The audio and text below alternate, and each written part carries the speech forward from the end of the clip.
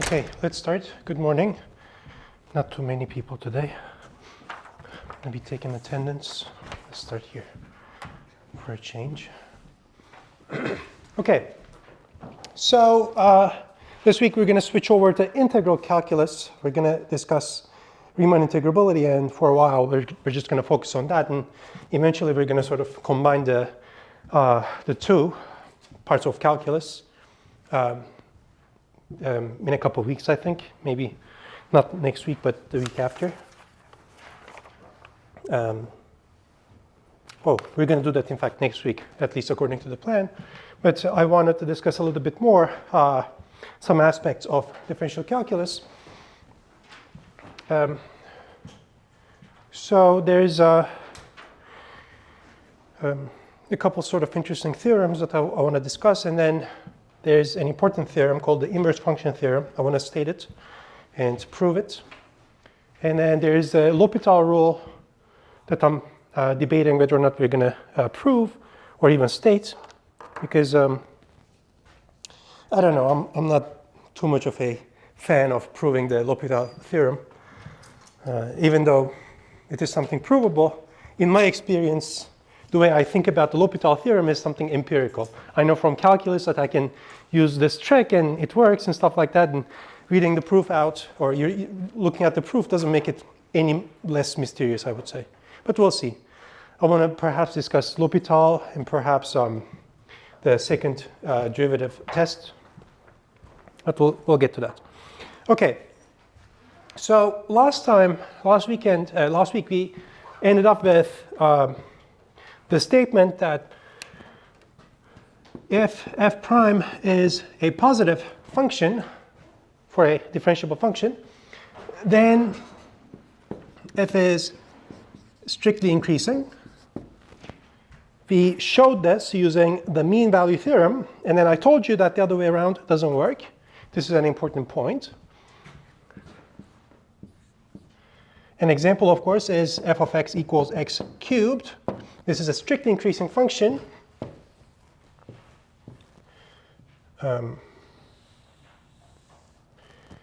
But the derivative of this function at 0 is 0. Okay, so it is strictly increasing, but f prime is not positive, right? Because f prime of x is supposed to be 3x squared. In particular, f prime of 0 is 0.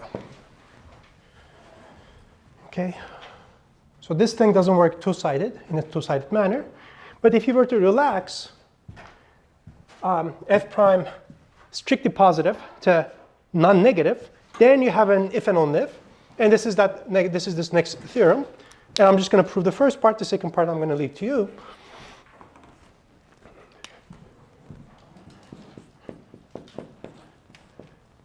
And there are multiple ways of doing the second part, of course. You can say, I'm just going to apply, so we're going to discuss the argument, and you can say, I'm just going to do the same thing except with this assumption. Or you can apply the argument, or the first part, to minus f, for instance. Because f is non-decreasing, if and only if minus f is non-increasing, and so on. So, in any event, let's just try to prove this first part.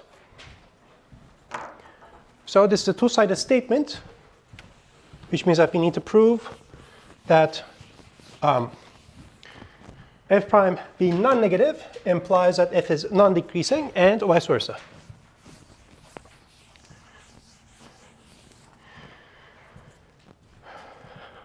And here's some more terminology. This is coming from logic. When you have an if and only if statement, let's say P if and only if Q, one of these is called the necessary condition, and the other one is called the sufficient condition. Okay. Did we all sign this?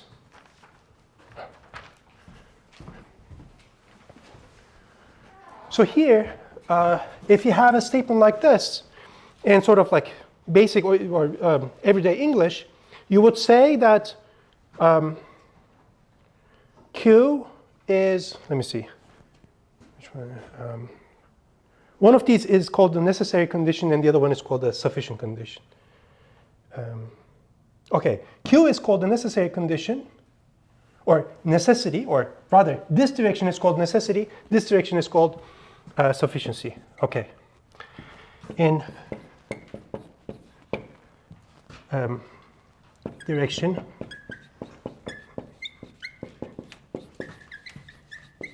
is called, what did I say? Necessity, or necessary condition. Necessity. And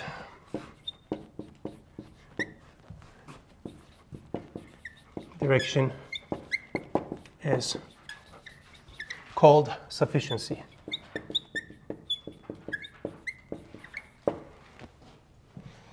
So really, thank you. You're fundamentally interested in P, and then you say, oh, Q is necessary for P, because otherwise this wouldn't hold. And then you say Q is in fact sufficient, because otherwise this wouldn't hold. That's sort of the idea. I used this terminology when I was writing the solution for this next problem set. I thought I would mention it. Okay, so we're proving the first part. So this direction.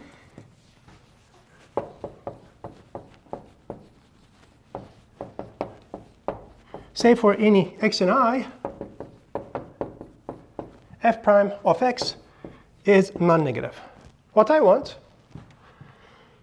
so let alpha and beta be an I such that alpha is to the left of beta. What I want is that f of alpha is bounded from above by f of beta. So the picture, of course, is this, right? So I have lambda rho here, and then alpha and beta. I want f of alpha to be somewhere here, and then I want f of beta to be somewhere here. This is the point of f being non-decreasing, right? So because you're always going from negative infinity to positive infinity. Any guesses as to how to handle this?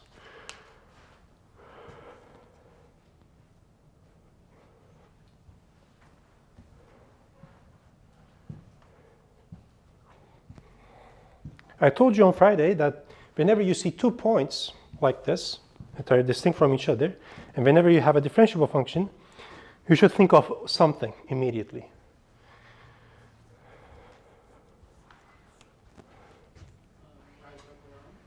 Yes, but I want a theorem. Yeah. Exactly, mean value theorem. So whenever you see this, okay, the first thing you should think about is that, okay, I'm going to try to use the mean value theorem. Now, I'm not saying it is going to be clear how to use it, but that should be your instinct. Well, okay. By the mean value theorem, I know that there is an x star in between alpha and beta such that f of beta minus f of alpha divided by beta minus alpha is f prime of x star. But by assumption, f prime of x star is non-negative. Well, this expression, meaning, has to be non-negative. In order for that to be non-negative, because the denominator is positive always, because alpha is strictly less than beta, it must be the case that the numerator is non-negative.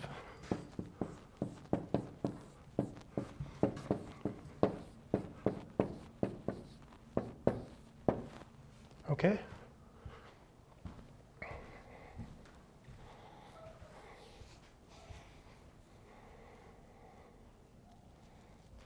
So this is the point of developing all these theorems and proving them in class. You should think of them as shortcuts, right? Pieces of technology that allow you to sort of abstract out some of the ideas. And ultimately, when you think about this, this is like a subprogram, right? It's like, it's somewhere else. You don't need to prove mean value theorem in the proof of this theorem.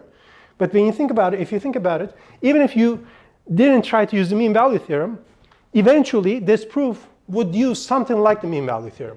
So if you didn't sort of like explicitly state mean value theorem here, you would probably be arguing that in a way that would be ultimately equivalent to mean value theorem somewhere inside. Okay. And of course, it's a skill to be developed to realize when you can use it, when you can use something or not. But that's part of math. Any questions about this part? Going backwards, so let me just do it here. Oh, maybe not there. Let me do it here.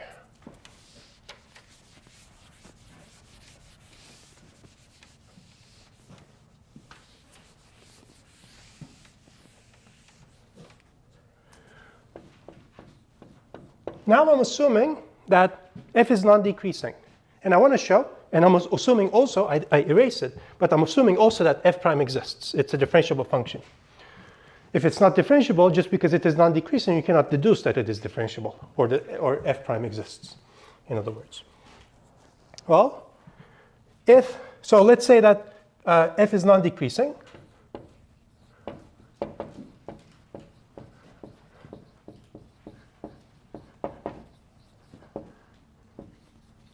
Let me let one point in I want to show that f prime of x is a non-negative number.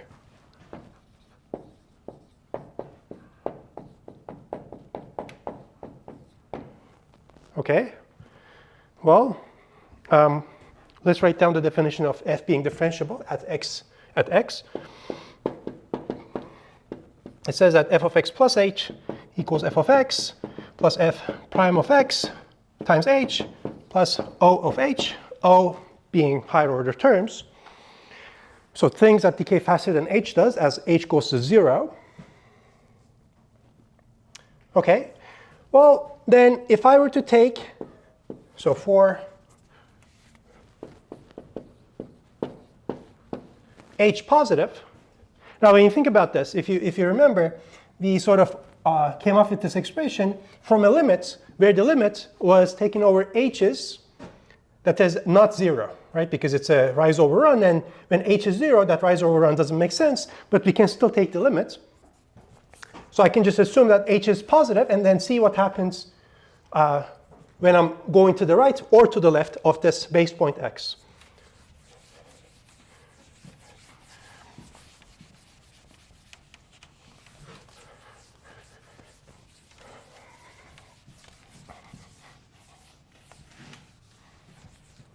For h positive, I have the following then.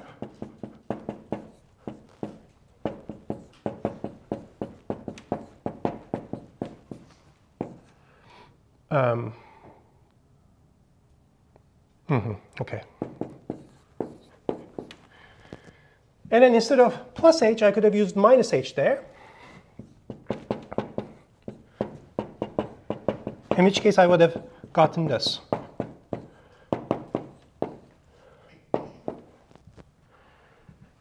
Okay. Now I know by assumption that because x plus h is to the right of x and x minus h is to the left of h, to the left of x, it must be the case that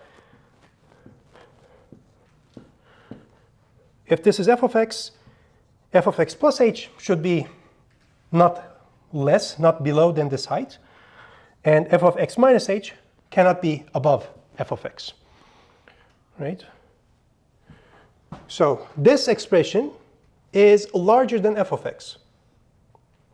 Well, the only way that can happen is if f prime of x is positive. Because otherwise, if f prime of, or rather non-negative, if f prime of x were negative, because this is going to decay, so even though this is a positive number, this decays faster than this does. So eventually, the behavior of this is going to dominate whatever behavior you might get here. So that means that the only way this expression is larger than this is if this guy is positive. Okay? or non-negative. For otherwise,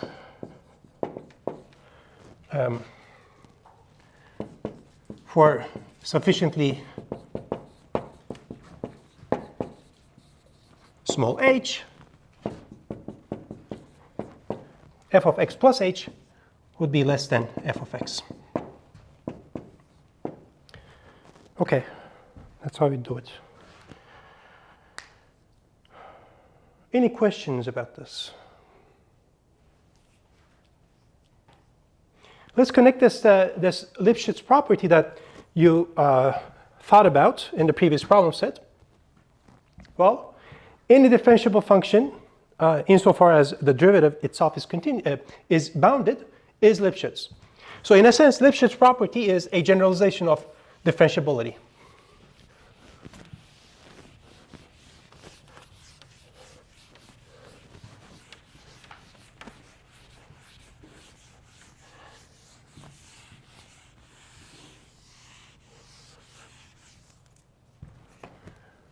Theorem.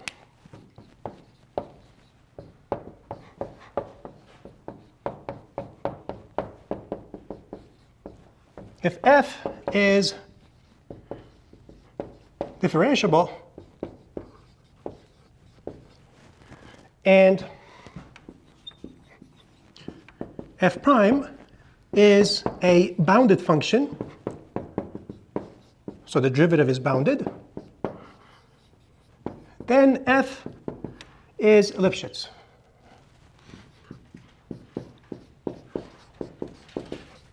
In other words, the Lipschitz constant of it is a finite number. Okay. Now, it turns out that in this theorem too, in the proof of it, mean value theorem becomes useful. And how can you think about that? Well, if you think back about the first time we were talking about differentiability, or what the derivative is, I mentioned that there are two interpretations. One of them is this linear approximation, which is a stronger interpretation. And the other one is the weaker interpretation, which is a control over rise over run. And I told you that Lipschitz property is about this weaker interpretation.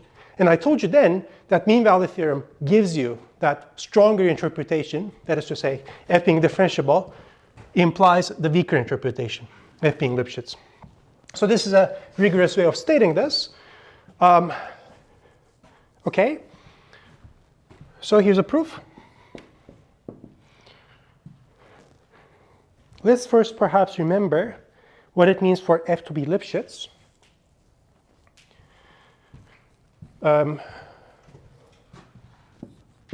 F is Lipschitz if it satisfies the Lipschitz property, meaning there is a number c such that for any 2 points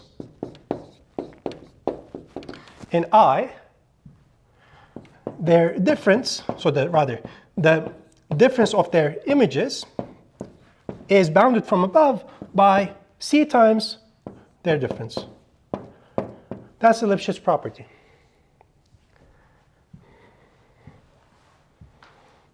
Okay?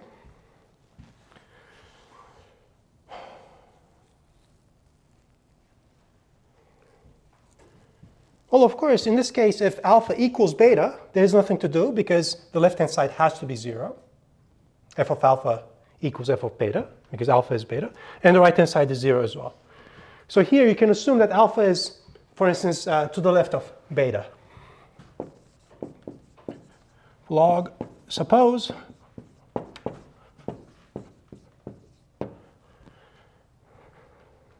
now how to continue?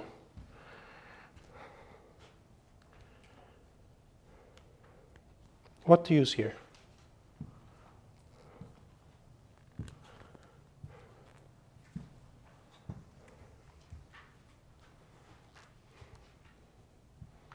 I have 2 different points, and I have a differentiable function.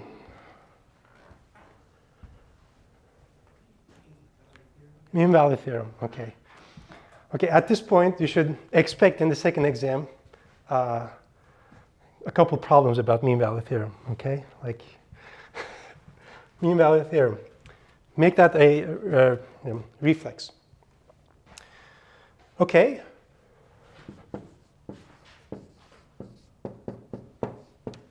By mean value theorem, there is an x star strictly between alpha and beta, such that f of beta minus f of alpha divided by beta minus alpha equals f prime of x star. In other words, if I were to take the absolute values here, I have this. But then I'm given that f prime is bounded. So I can replace this by the upper bound. And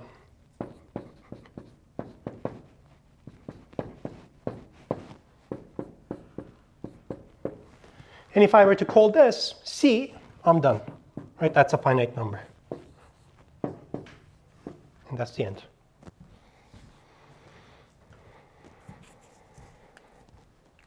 So differentiability, assuming that the derivatives are bounded, implies Lipschitz property, which is nice.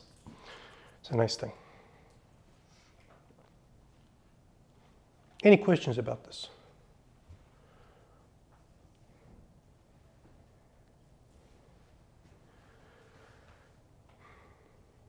Okay. Which one should we do? Now, I want to state a theorem and prove it about a sequence of differentiable functions. I would like to be able to say something about the limits being differentiable also. Right? We always wanted somehow certain properties to be inherited by the limits. It's a nice proof. It's perhaps slightly complicated. So either we're going to do that first or the inverse function theorem. Let's just do the inverse function theorem first. I'm going to give you two different statements. In fact, maybe 3 or 4 different statements that are all called inverse function theorem.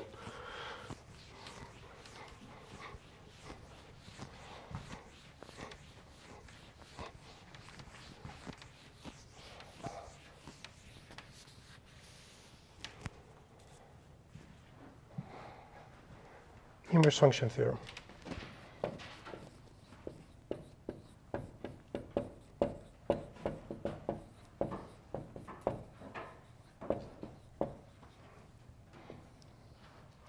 Now, many of the statements that we were dealing with so far when it comes to differential calculus was specific to one dimensions, single variable calculus. There is, for instance, a mean value theorem, but in higher dimensions it becomes not an equality, but it becomes an inequality. So you often see it sort of in this type of a context. You sort of like upper bound derives over run, and that's the content of the inverse content of the mean value theorem. Inverse function theorem is sort of like a general universal theorem. Okay, it just happens to be the case that in one dimension too it is applicable. So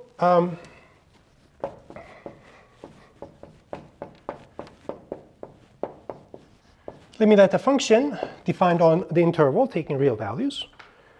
Let me see how I state it. Okay. Let me let x star to be a point in I, and let me define y star to be f of x star, which is a point in the image of f. Okay.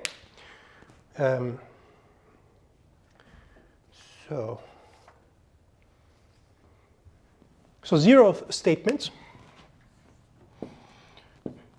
if f has a functional inverse, f inverse, so if f inverse from the image of f to the domain exists, f is differentiable at x star, and f inverse is differentiable at y star,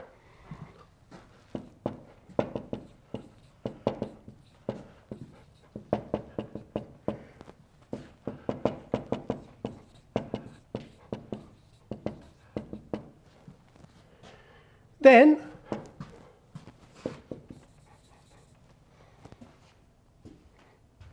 f prime of x star is non-zero, f inverse prime at y star is non-zero, and they are the reciprocals of each other.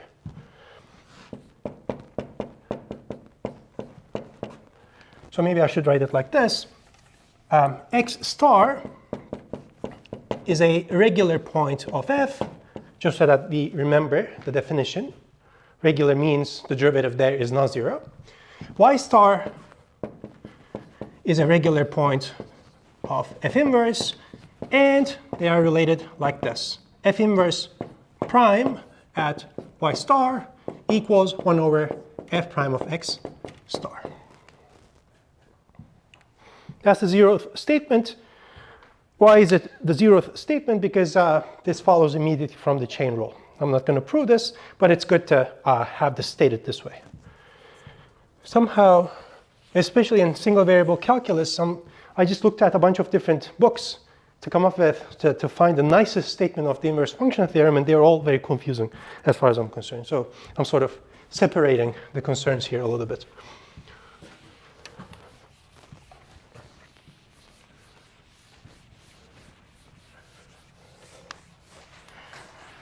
Okay.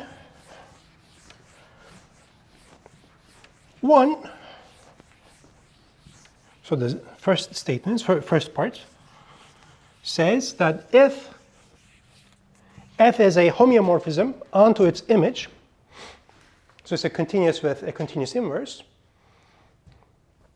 and so if f from I to f of I is a homeomorphism, and x star is a regular point,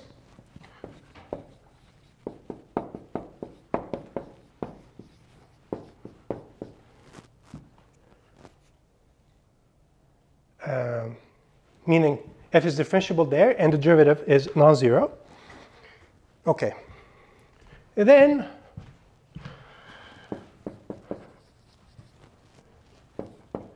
f inverse is differentiable at y star. Okay.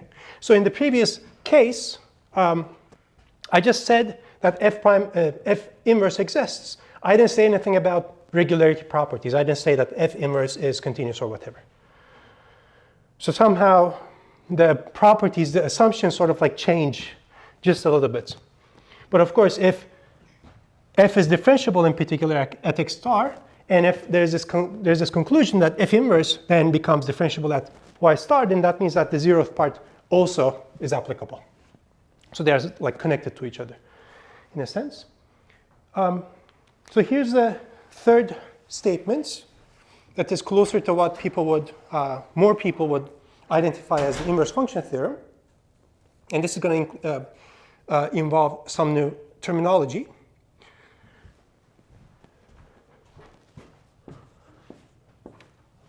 If f is C1,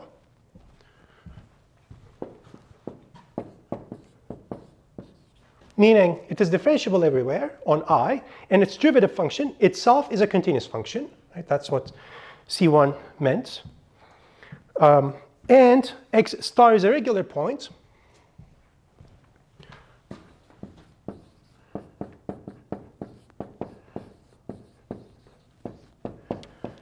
Meaning its derivative, so the derivative of f at x star is non-zero. Then, in fact, f is what is called a local diffeomorphism. I cannot say that it's a diffeomorphism in general, but I can say that it's a local diffeomorphism. And f is a local diffeomorphism.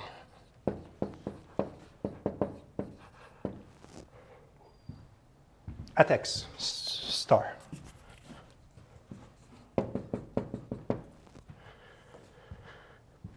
Now, what does this mean? It means that if you were to take a sufficiently small delta, then in a delta ball, in other words, in an interval, around x star, the restriction of f becomes a diffeomorphism. So let me write it here. Nope. i.e., there's a delta such that f restricted to x star minus delta, x star plus delta, let's choose open here, let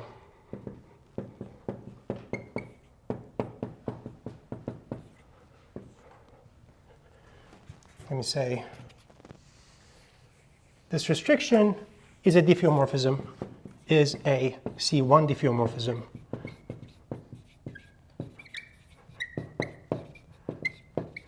Onto its image.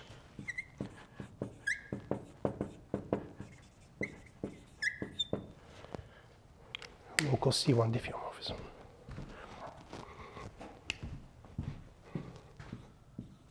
Should be C1.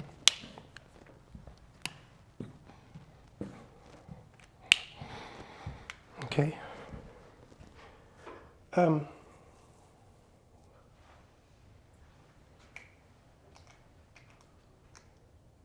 Okay. I'm going to say one more.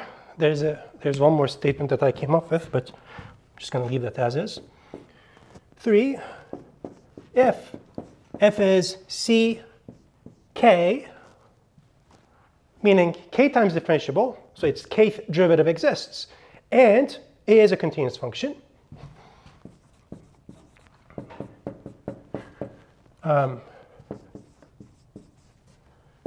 And x star is a regular point, meaning the first derivative is non-zero there.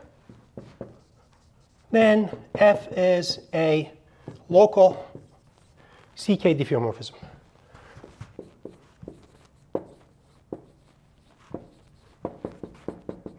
Here k is supposed to be an integer at least 1. Okay, so k at least 1.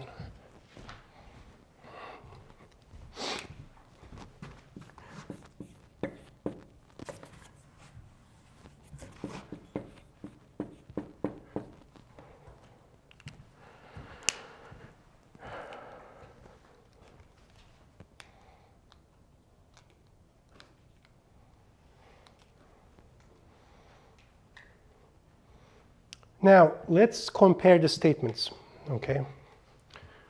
So, inverse function theorem is all about the inverse function, okay? You want to get the inverse function.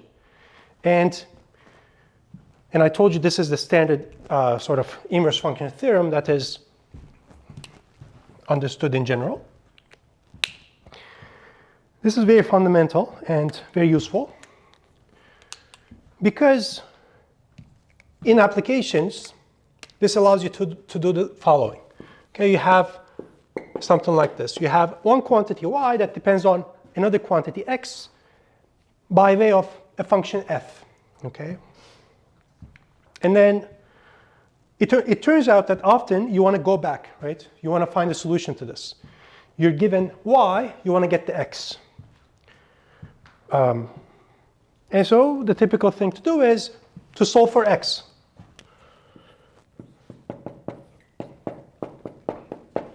Okay.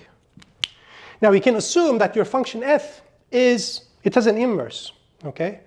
Just like in item 0 or item 1. But typically, what ends up happening is that you have this very interesting, very complicated sort of dependency of y to x. And it's not that clear if it has an inverse, okay? Because typically, it turns out that you have sort of like some data point, y star equals f of x star. And what you want to do is you want to change the output just a little bit. So you turn this thing that you know to y, and you want to be able to get the input in such a way that this input-output dependency is the same as this input-output dependency. Okay? And so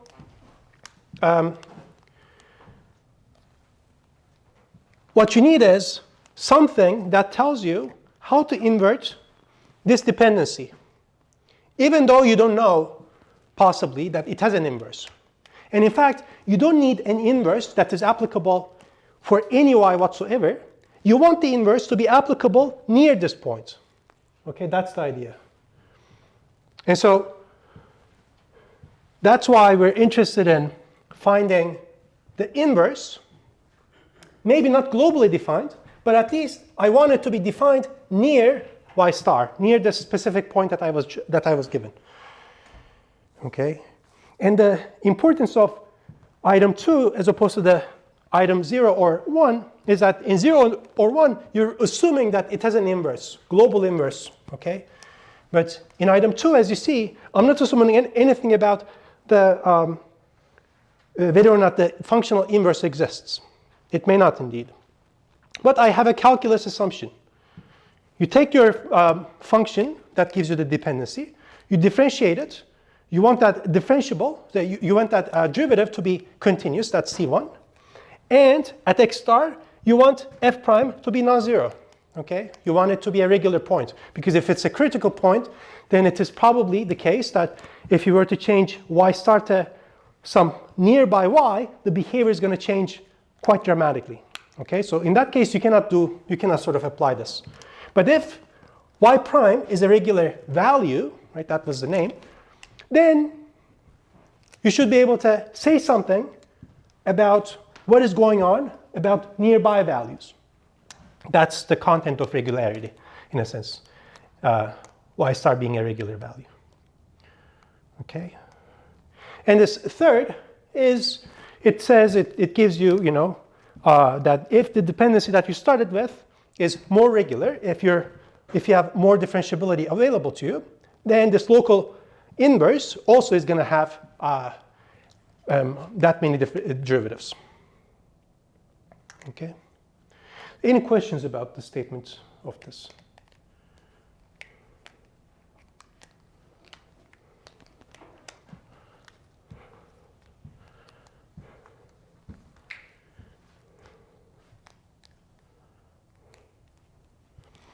Okay, so let's try to prove some of these. The first one, or rather the 0th one, I'm going to leave to you.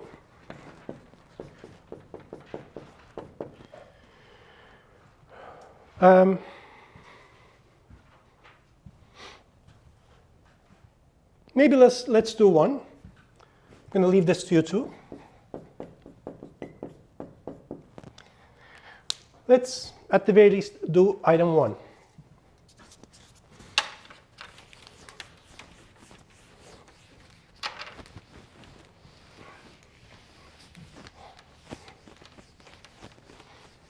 And if you end up taking the SQL class, you're going to do the same thing, same theorem, but in higher dimensions.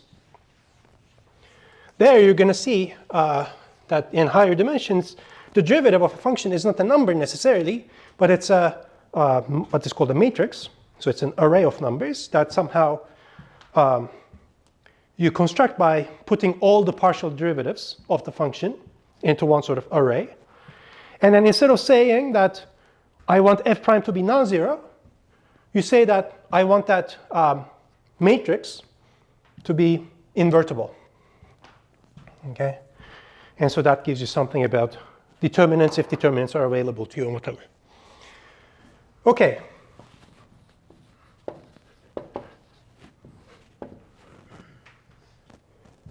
So now I'm assuming that f is a homeomorphism from I to its image. So it is continuous, its functional inverse exists, and the functional inverse itself is a continuous function. So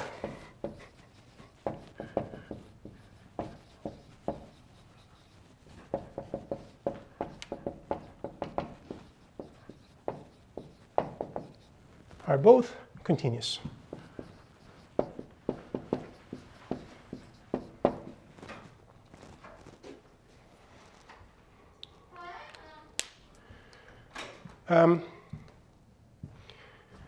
I'm also taking nx star, or rather in reg, That is to say, f prime of x star is a non-zero number. That's what it means for x star to be a regular point. I want to show that f inverse is differentiable at y star. Okay.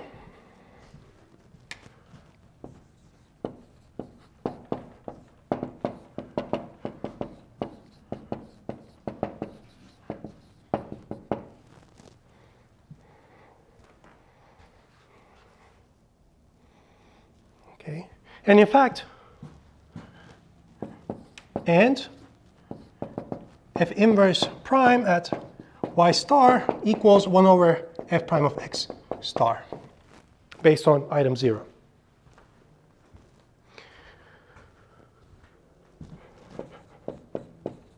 Using little o, I can write it like this.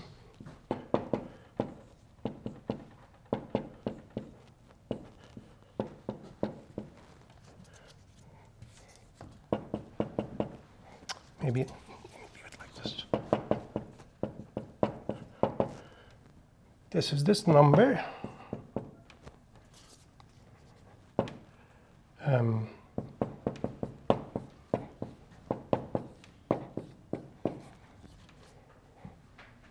This is what it means for f inverse to be differentiable and its derivative at y star being this value. Insofar as you can show this, it's the same thing as saying that it is differentiable. Okay. So here's something we can do. First of all, I know that because y star is f of x star by definition, well, f inverse of y star is x star. So I can do that simplification.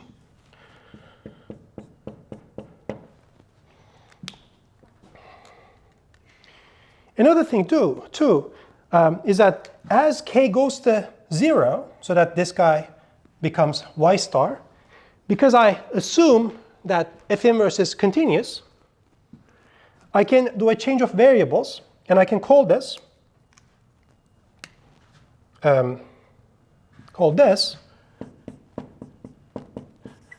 x star plus h.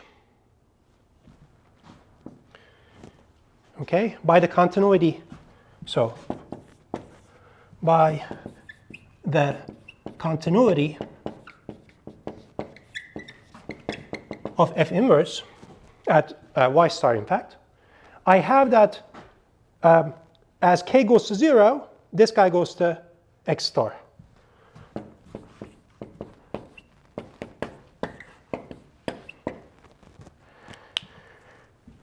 In other words, anything that decays faster than k does also decays faster than h does. Okay?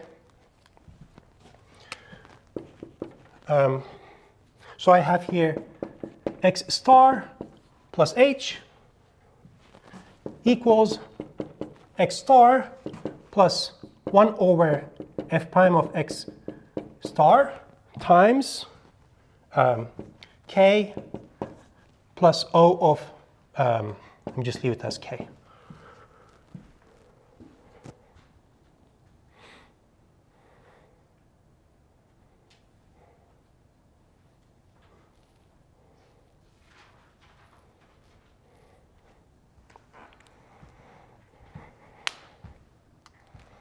Okay.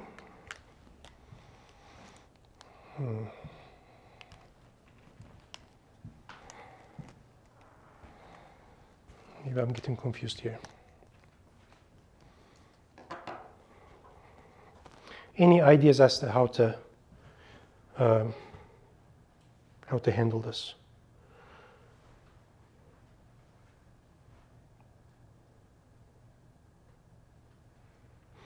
Well, I guess maybe in this case it is easier to use the standard definition of differentiability. Let me switch over to that then. Okay. Because at this point, I also don't know that f prime of x star is 0. Oh, I know. I do know that actually. Sorry. Let's see. Have that as h goes to 0, minus f of x star divided by h equals f prime of x star. Okay. Well, if that is the case, by one of the limit formulas, limit rules, I have that the reciprocal of this converges to 1 over this.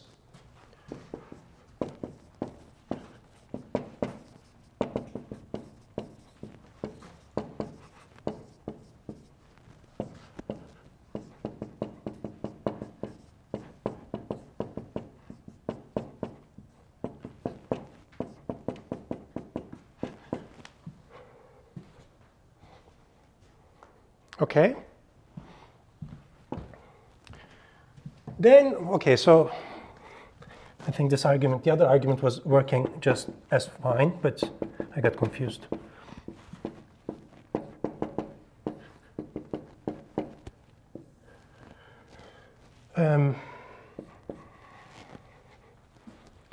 So I want to take the limit of this expression as k goes to 0. Well, but this is equal to h divided by x star plus h minus f of x star by way of the change of variables.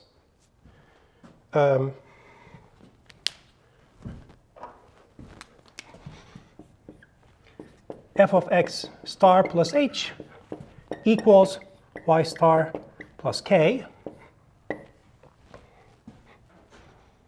Okay.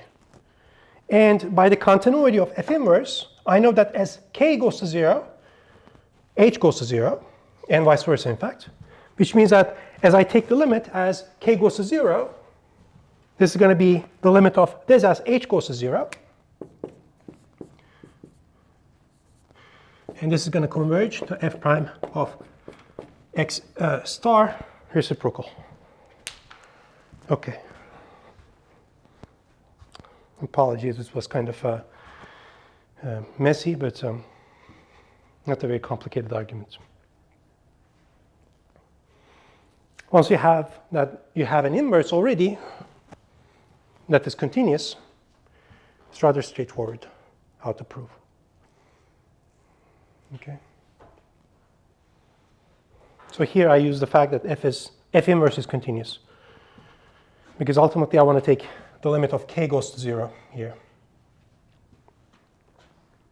So if you want, h is, let me just write it here and we'll finalize there.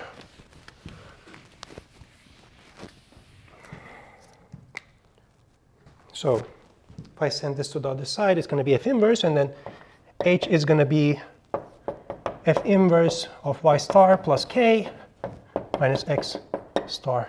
That's the explicit change of variables. I'm telling you that as k goes to 0, this guy goes to 0. That's because as k goes to 0, this thing goes to y star. F inverse is by assumption continuous, and the composition of continuous functions is continuous, which means that this guy goes to f inverse of y star, which is the same thing as x star. Okay, that's what I used there. Okay, apologies for being messy. So tomorrow we're going to discuss this, and we're going to look at a sequence of differentiable functions. Thank you. Okay, let's start. Good morning. So today is our last day where we're going to talk about differential calculus, at least for a while. I want to cover certain items. One of them is this second reinterpretation or second reincarnation of the inverse function theorem. Then I'd like to discuss the second derivative test, these notions of degenerate and non-degenerate critical points that are related. Then talk about L'Hopital rule, at least one version of it. And then if you have time, I would like to discuss differentiability of the limit of a sequence of differentiable functions. Okay, so as usual, the standing assumption is that we have an open interval, possibly unbounded, And this is the second statement of the inverse function theorem. It says that if I have a C1 function defined on I, which means that it is differentiable everywhere, and the derivative function f prime itself is a continuous function. And if I have an x star, a regular point, that is to say x star, so at x star, f prime I want to be non-zero, then it says that the function f is a local C1 diffeomorphism. So you may not be able to invert the function globally speaking, but near x star you are able to invert the function. That's what it says. Here's an exercise. This is yet another inverse function theorem if you want. The difference is that now I'm assuming that not only I have one point that is regular, but all points are regular. So at no point I want the derivative to be 0. Then the conclusion is that this function is, in fact, a diffeomorphism. That is to say, there's a unique, there's an inverse that is defined everywhere. I should mention that while this is true in higher dimensions, in more general settings, this one is not necessarily true. So this red exercise is specific to 1D.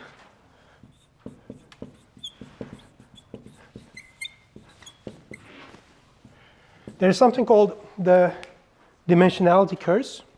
Somehow there are certain statements that are very nice in one dimension, but when you sort of increase the dimensions, then things start to break down.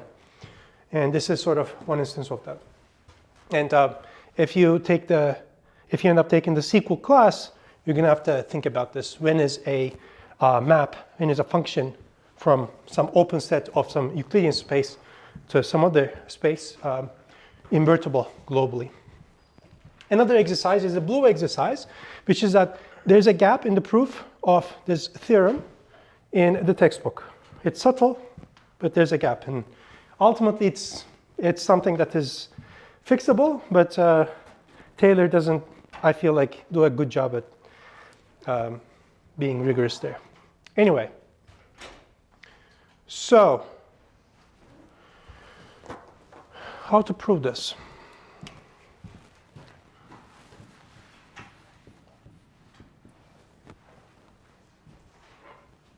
We have that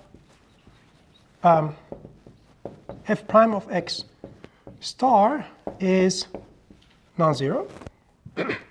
I might as well assume that this is positive without loss of generality.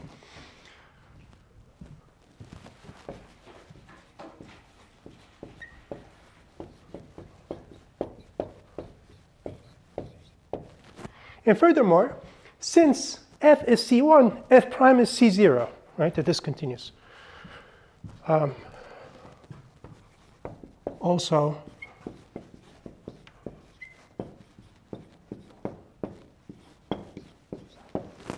f prime is C0. Okay. That means that I have a continuous function, if I were to think about f prime, that is positive at some x star. Well, by continuity then, I can say that near x star, f prime is going to be still positive. Okay, so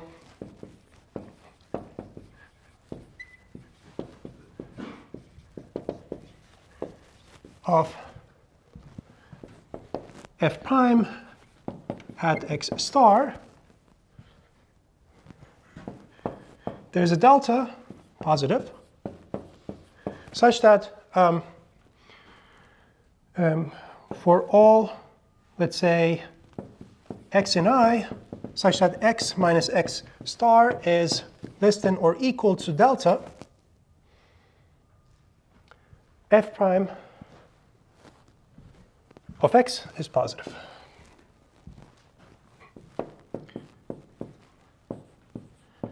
This is a very nice idea. If this is not clear to you, it should be an exercise then. This is an exercise.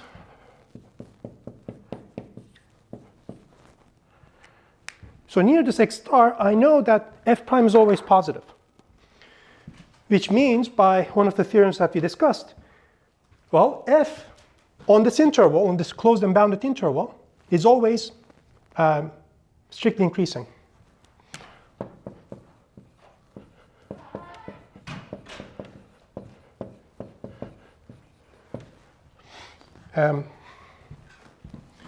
F restricted to x star minus delta, x star plus delta, closed. This restriction is a strictly increasing function.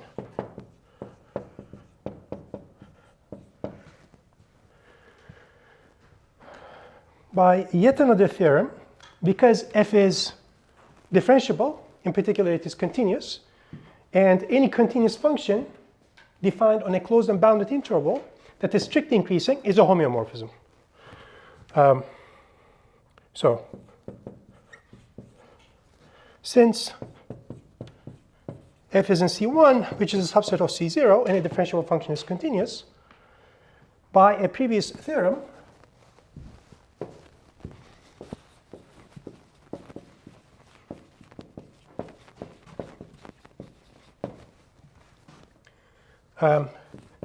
f is, f restricted to this, let me call this f lock, local f. F lock is a homeomorphism onto its image, is a homeo onto its image. And of course, we know that the image of an interval under a continuous function is also an interval. That was yet another thing we had proved, but that's not going to be important.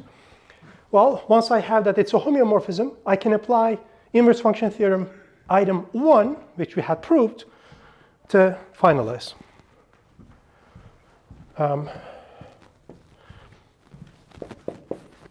And we're done by inverse function theorem item 1.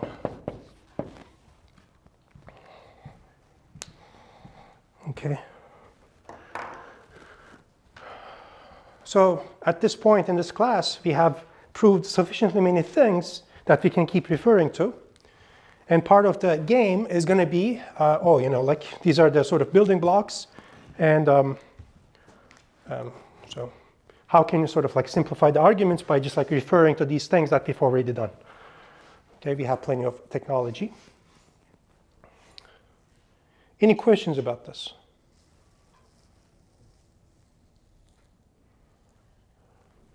Now, I should mention that this inverse function theorem, item 2, as opposed to this exercise, is applicable in higher dimensions. But the argument in higher dimensions is a lot longer. And so if you look at Taylor's book, it's in the multivariable calculus part, it's a whole section, the proof of this, and it's involved. So can you spot exactly where I'm using one dimensionality? Where in this argument am I using that my functions are single variable defined on one-dimensional space? Yeah. Your distance metric is the I guess that metric technically works. Yes, that works. I can just instead of an interval, I can just look at the ball. That's fine.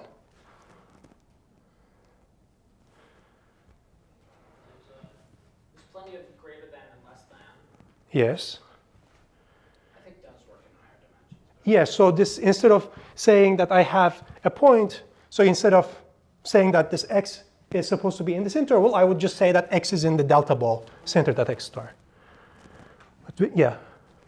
Is it something to do with like well-ordering in higher dimensions? Maybe. You're getting close, yes. So it's something about monotonicity. Yeah, so this. Once I was able to show, once I had that this guy locally is strictly increasing, I could immediately get that the inverse is continuous. There's an inverse and the inverse is continuous.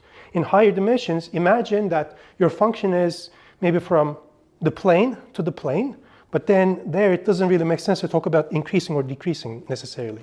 You can talk about heights, of course, but in, let's say, in a function that goes from 2 dimensions to 2 dimensions, well, as you're moving the input point in 2 dimensions, you're going to have a bizarre shape.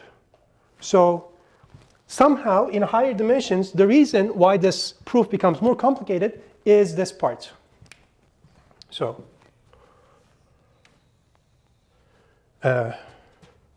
this part.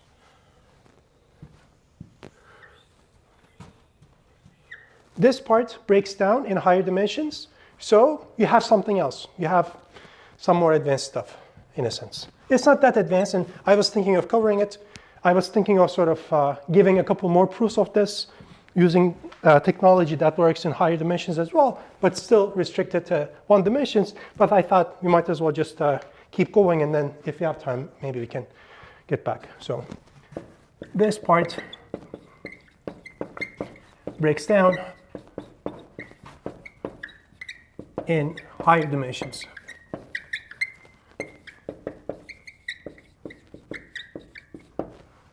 Okay. So you replace this part by something else. Everything else follows through. Nice.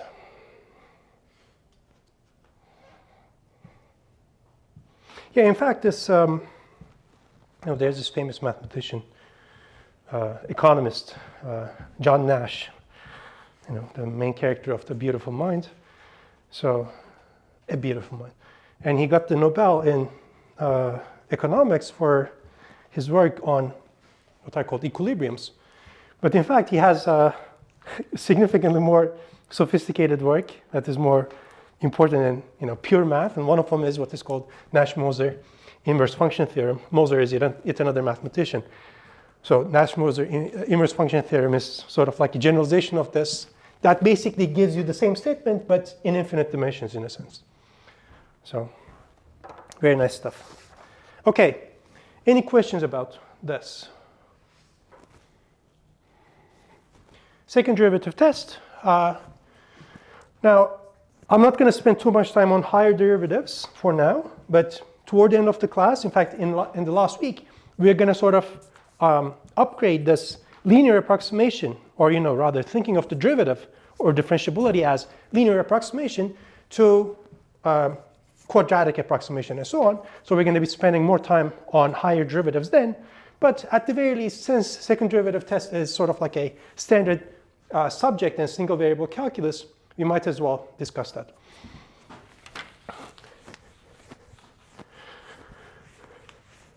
And so critical points, right, are about the first derivative.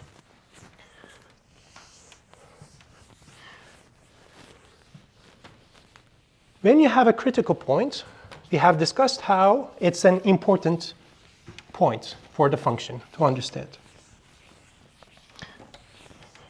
Regular points are where the function acts like business as usual, but at critical points, things change. How many of you know this second derivative test? Maybe I should start with that. So what does it say, basically? Based on the second derivative, right? And so can we say anything about what happens if the second derivative is also 0? Not really, right? Because what is the example? Think about polynomials, x to the 3, 4, 5, whatever. Second derivative always is going to be 0, but depending on the, the power, it's either a minimum or it's neither, right? So that means that whether or not the second derivative is 0 is an important sort of information, piece of information also. So here's a definition. Because we have used already the words critical and regular for the vanishing of the second derivative, we need some new terminology. So we're going to use the words degenerate, non-degenerate.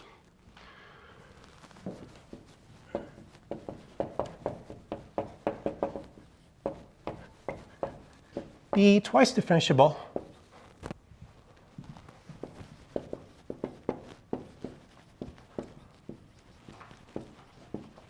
at x star, a point in I. So not only the first derivative exists at this point, but in fact I can differentiate it once more. Let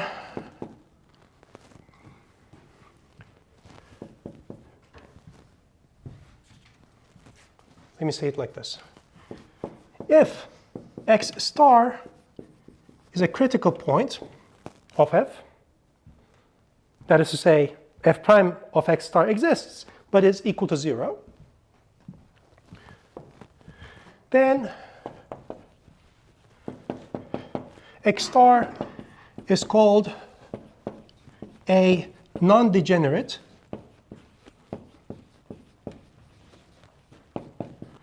critical point.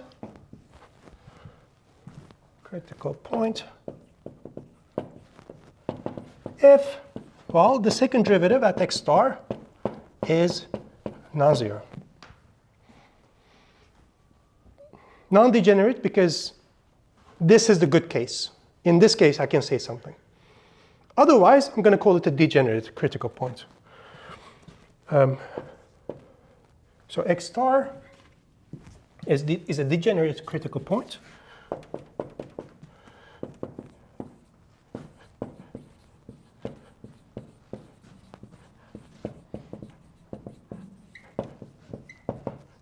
Otherwise,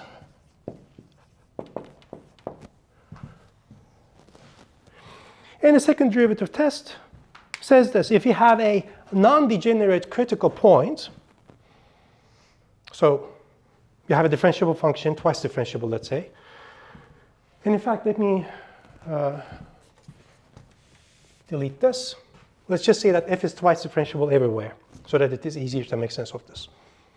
Everywhere f prime exists, f double prime exists as functions, and I'm taking a point that is critical, and I say that it is degenerate or non-degenerate based on the vanishing of the second derivative.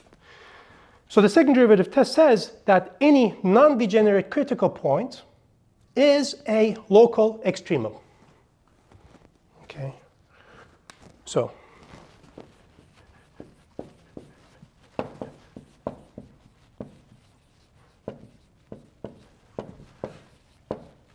test.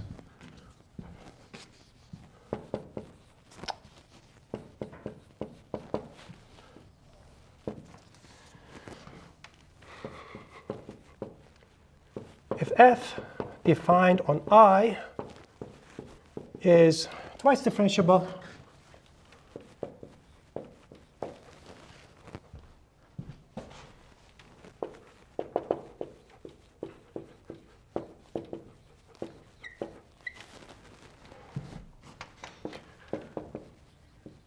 then any non-degenerate critical point is a local extremum. Either it's a local maximum or a local minimum.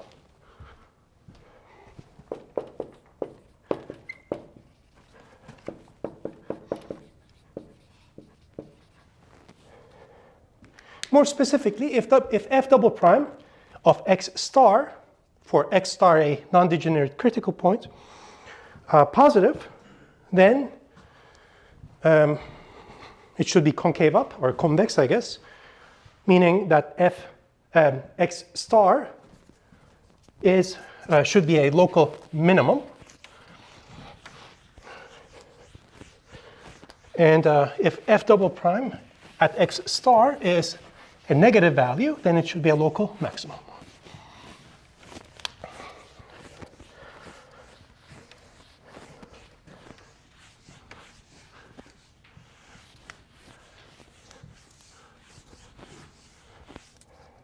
So more specifically, it continues from here.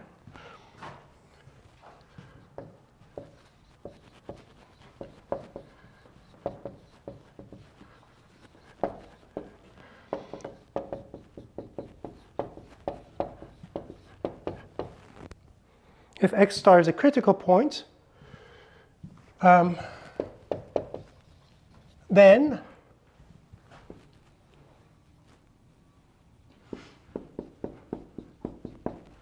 f double prime of x star being positive implies that x star is a local min. And likewise, if f double prime is of x star is negative, then x star is a local max. As usual, I'm going to leave the second part to you. The argument is very similar.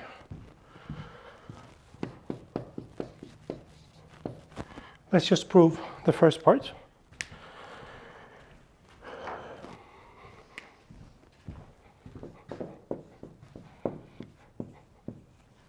Say f prime of x star is 0, f double prime of x star is positive. Okay. F being twice differentiable is the same thing as saying that f prime is once differentiable. Right.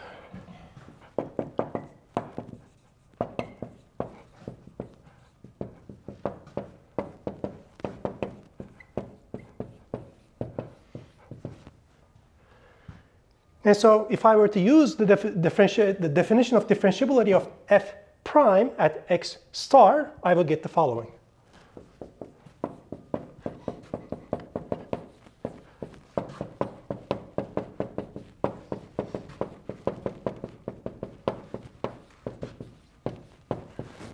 The value of the function at x star plus its derivative times h plus higher order terms. But I assume that x star is a critical point, which means that this is 0.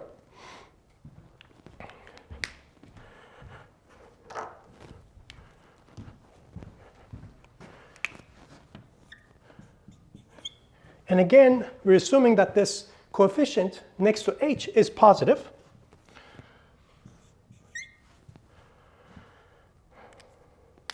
Well, for sufficiently small h, this term is going to beat this guy because this decays faster than h does, which means that f prime for h positive, so this value is going to be positive.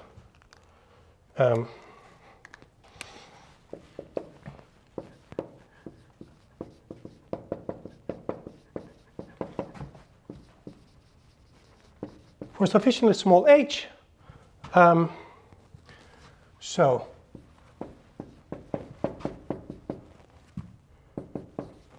this, and then that. So to the right of x star, for h sufficiently small, f prime is positive. To the left of it, it is negative. In other words, the picture is like this.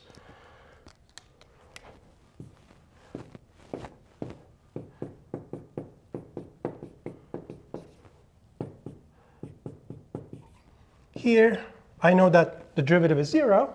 To the right, the derivative is positive, right? So it goes this way. Here, the derivative is negative, which means that it goes this way. Okay, so it should be a local minimum by one of the previous theorems that we had done, right? Because we proved that if the derivative is positive at a point, it is increasing or decreasing, whatever.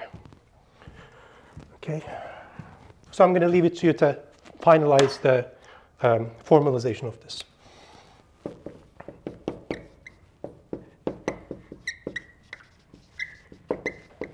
Formalize this idea, and then that's the end. Not too complicated.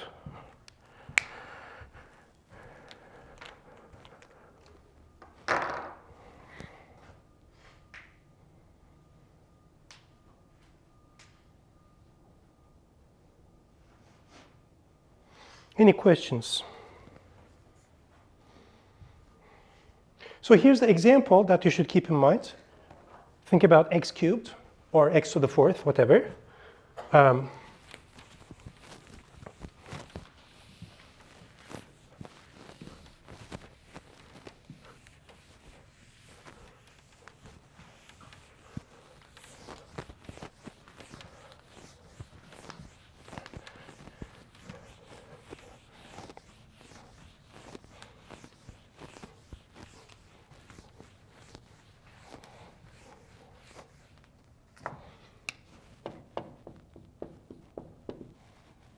Let's say that I is -1 to 1. f is from I to r, taking x to x cubed. Then differentiating, I have that f prime is 3x squared. The only zero of this function is 0. That is to say, the only critical point of f is 0. If I were to look at the second derivative, of course, this is nothing but 6x. But you see, that means that the second derivative at 0 is 0. In other words, the only critical point of this function is, it turns out, is a degenerate critical point.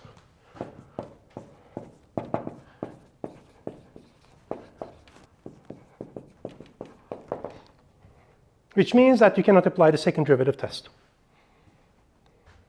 Okay? Which does make sense because, indeed, I drew it better this time, 0 is neither a local minimum nor a local maximum. Okay? But of course, if I were to look at g,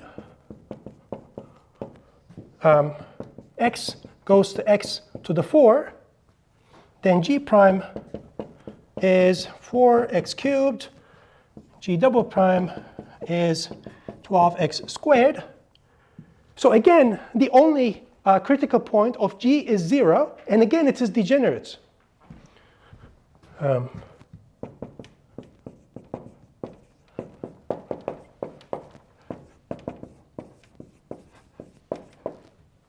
So you cannot apply again the second derivative test. Although in this case, 0 is a local minimum. Okay? Because this function looks like this. Looks like a parabola, but it's like, more flat. So second derivative test doesn't work two ways. Okay? It might be the case that you cannot apply the second derivative test to a certain critical point. Still, maybe it's a local min or a local max.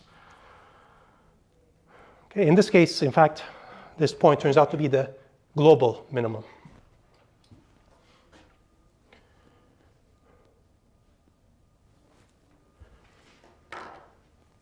Any questions about this?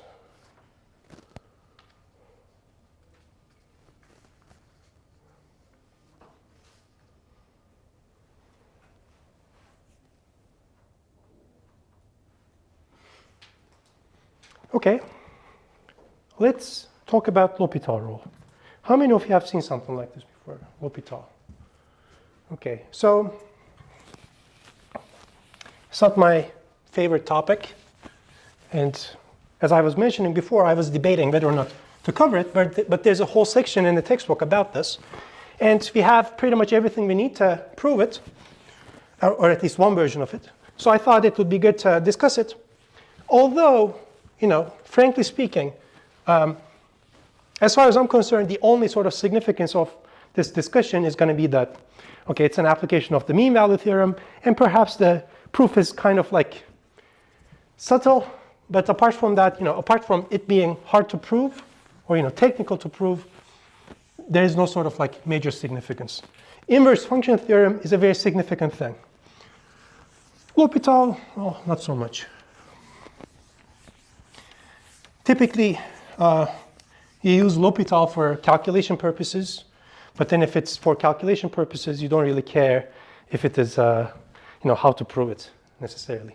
So I'm going to start with let's look at an example first. So in case you're not familiar with this, so this is a case of L'Hopital.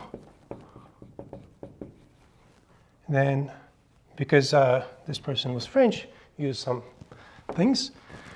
So you want to look at this limit. So for instance, x to the 2 divided by e to the x. Okay?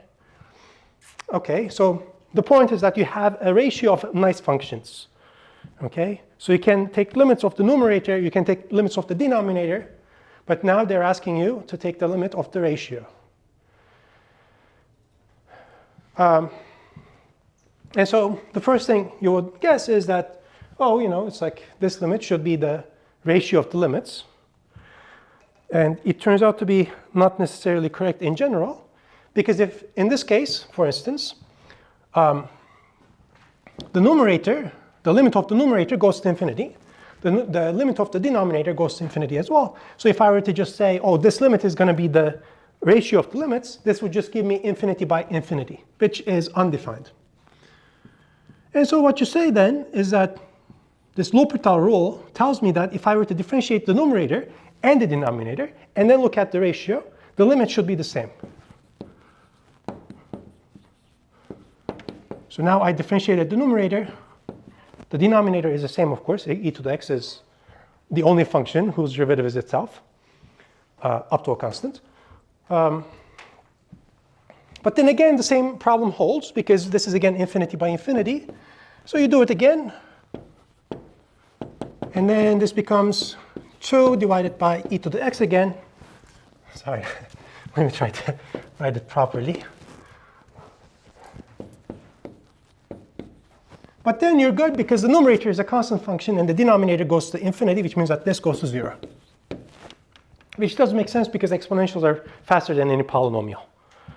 Okay? If you think about what the definition of e to the x is, it is, 1 plus x squared divided by 2 plus x cubed divided by 6, blah, blah, blah.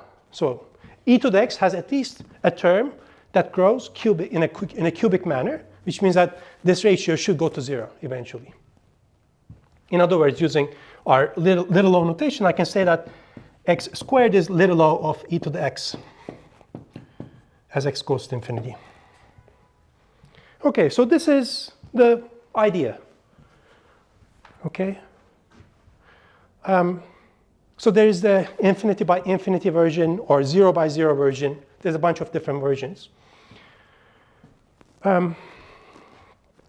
In calculus, when you first see this rule, because most of the functions that you deal with in a single variable calculus class, in the introductory class, are very nice. They are infinitely differentiable. So C infinity is the sort of symbol that you're going to see in the latest problem set also, once you start working on it.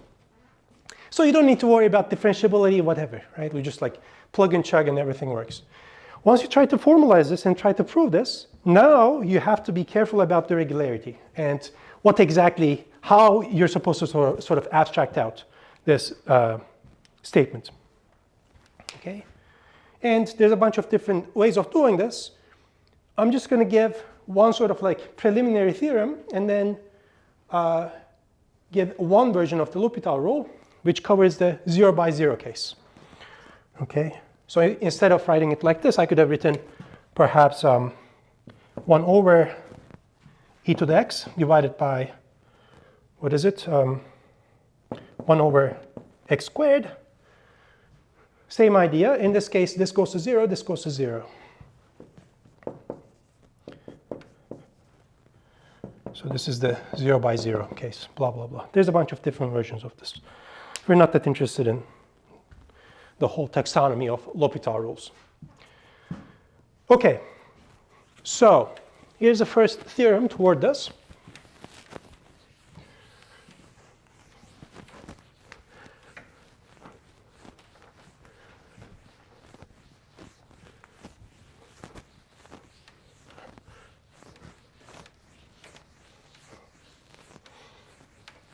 As a hint, let me just say that this theorem that I'm going to state now is what the original mean value theorem is to the Cauchy mean value theorem. Okay, that's sort of the analogy. Let me see. Okay. Let f be a function defined on I. Let me let x star be in I. Let me let f be continuous x star at x star.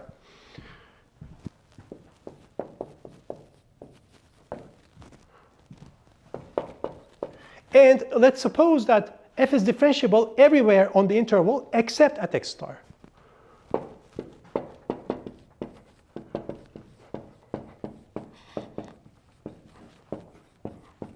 on I, take away this 1 point.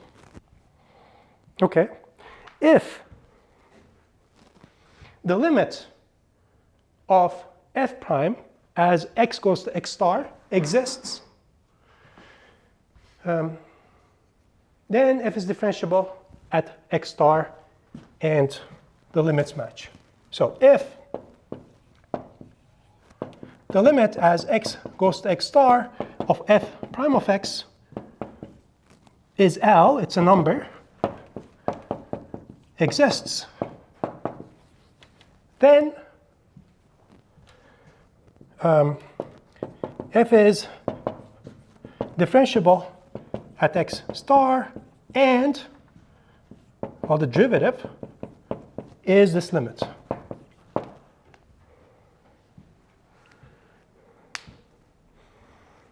This is a special case of L'Hopital rule, in fact. Okay. So how do we prove this?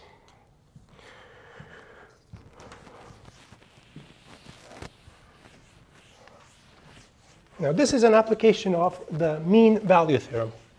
But it's not as straightforward what the alpha and beta are, where that we're going to need for the mean value theorem, right? We need two different points.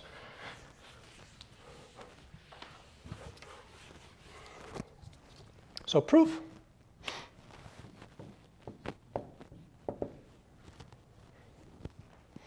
I should also mention that I wrote it like this, but when you think about this, I'm not assuming that f prime is differentiable at x star. So this actually doesn't make sense for x equals x star. So really this means this symbol.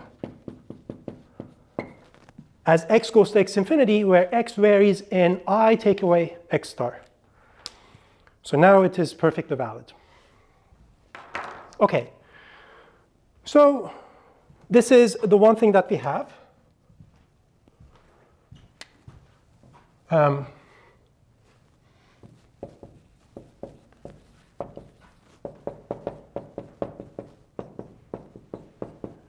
can write it like this too. Let me write it out. For any epsilon, there's a delta, such that for any x in I take away x star, if x minus x star is bounded by delta, then the difference between these two guys in absolute value is bounded by epsilon. That's just the definition of that limit. Okay, so now I need a picture to continue. Okay, so here's lambda, here's rho. So this is my interval. Somewhere in it is my x star.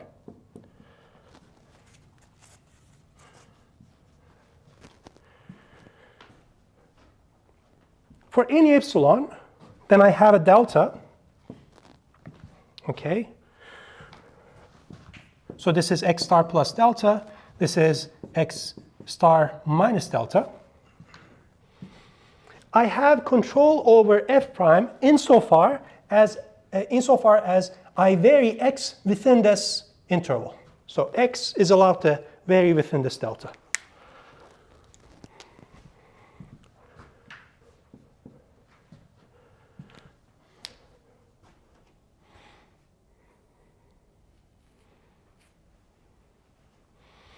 Okay.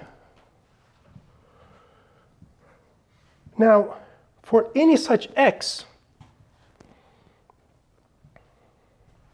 I can choose yet another point, let's call it y, that is strictly between x star and x. Now in this picture I drew x star to the left of x, but it could have been the case that x is to the left. It doesn't matter. In either case, I want to choose yet another point, let's call it y, that's strictly between. Okay?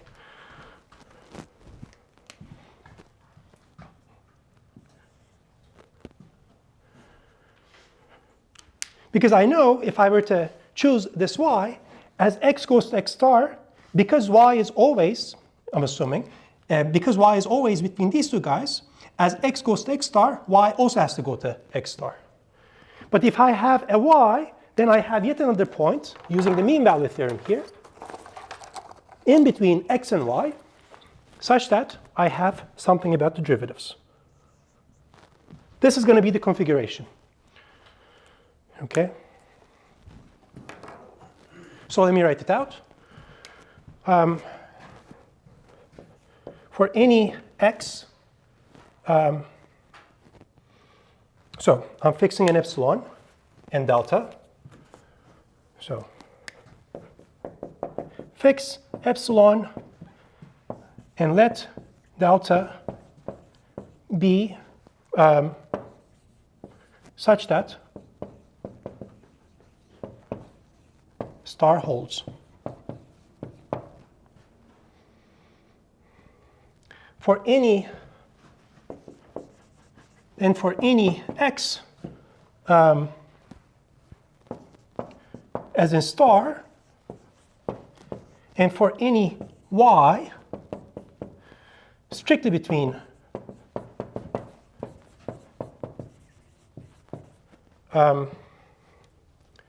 x star and x. So for any blue x and for any y, mean value theorem gives me that there's a z. Okay?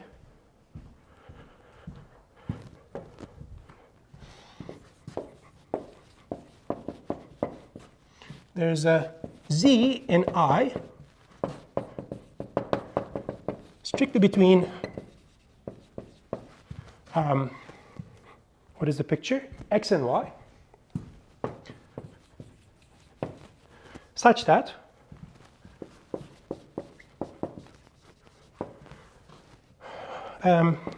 f of y minus f of x divided by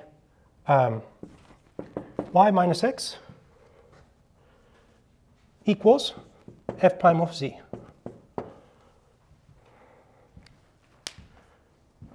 Okay?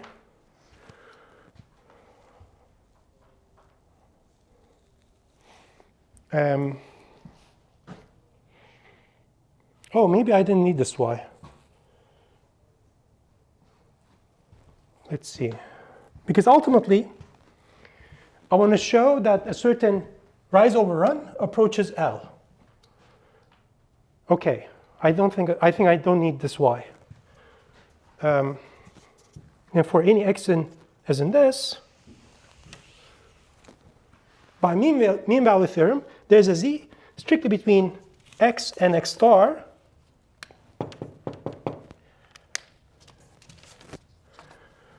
such that, okay, nice.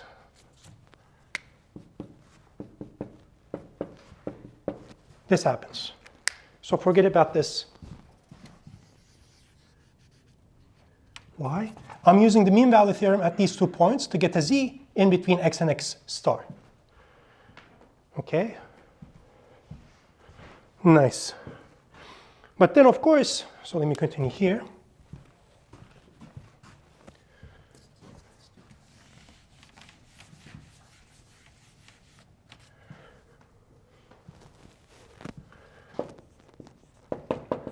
But then, for any x, as in star, so for this delta, insofar as x is delta close to x star, I have that f of x minus f of x star divided by x minus x star minus L, an absolute value, is literally equal to this guy.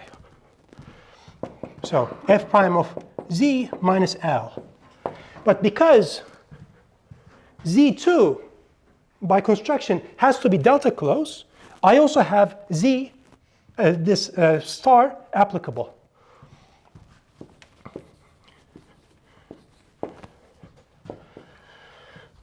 And that's the end.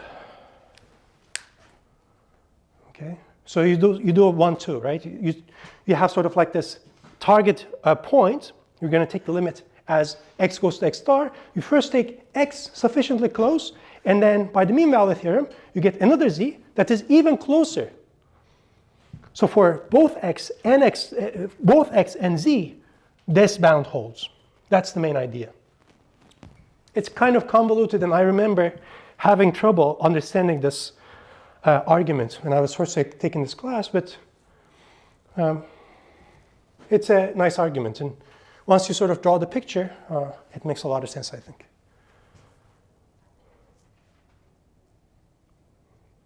Any questions about this?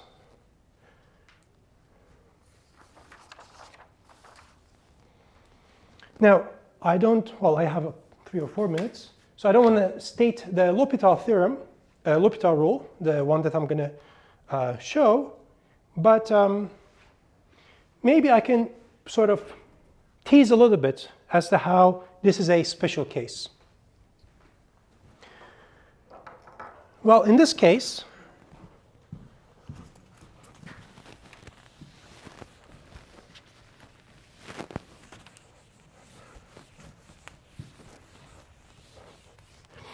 I should mention this more general L'Hopital rule basically follows the same steps, except that instead of this mean value theorem, you use the Cauchy's mean value theorem.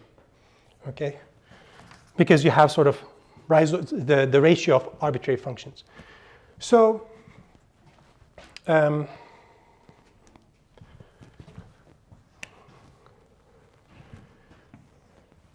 this is equivalent to saying that as x goes to x infinity, x star, f of x minus f of x star divided by x minus x star equals, well, the limit of the derivative, right? So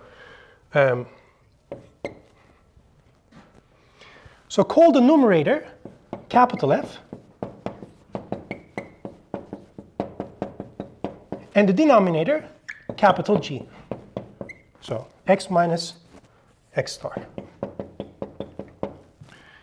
Then this is the limit of f of x divided by g of x. And the conclusion was that this limit is equal to L, but that L is this guy, which is literally the limit as x goes to x star of f prime divided by g prime. In this case, g prime, of course, is just 1, so you don't have the denominator. But this is the conclusion. So the point of the L'Hopital theorem is, or L'Hopital rule, is to change this g, the denominator, to an arbitrary function, which is also the content of Cauchy's mean value theorem compared to the mean value theorem. Okay? So we're going to discuss that tomorrow. I don't want to state it, but that's going to be it. Any questions? Okay, thank you. I'll see you tomorrow.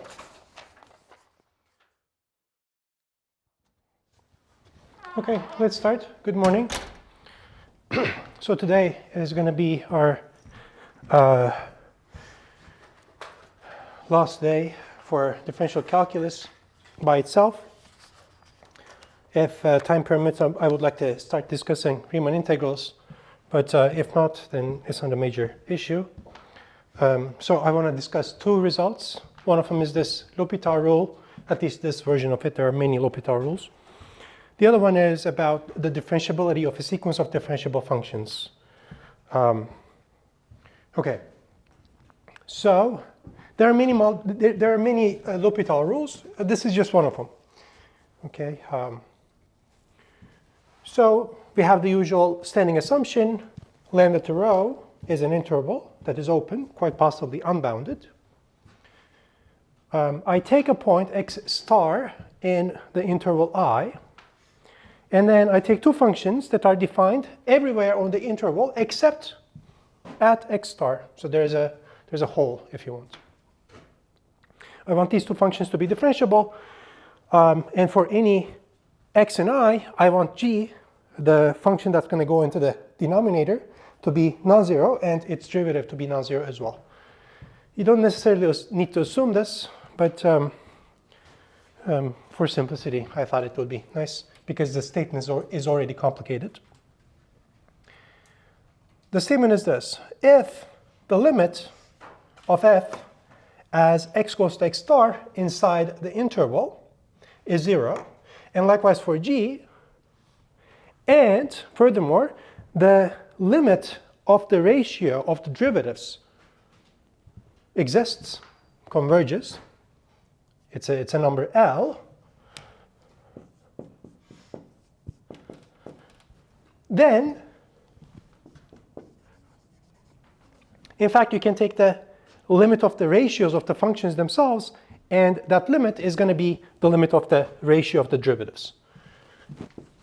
And limit as x goes to x star, x varying inside the interval, take away x star of f of x divided by g of x equals L. Okay, this is the conclusion. Hypotheses and conclusion. So this means that if you're trying to take the limit of a ratio of functions where the limit of the numerator goes to 0, the limit of the denominator goes to 0, then this is the 0 by 0 case. Then you get to differentiate both the numerator and the denominator, look at the limit of the ratios, and whatever limit is given is the limit of this. Okay? So, here's a proof. And like I said before, yesterday, we're going to use this Cauchy's mean value theorem eventually. And when I was writing the proof of the sort of precursor theorem, the last theorem that we did yesterday, I took 3 different points. Right? I had the original x star, and then I took an x, and then a y, and then a z. And then I said, oh, we don't need the y, actually. Now we do. Okay?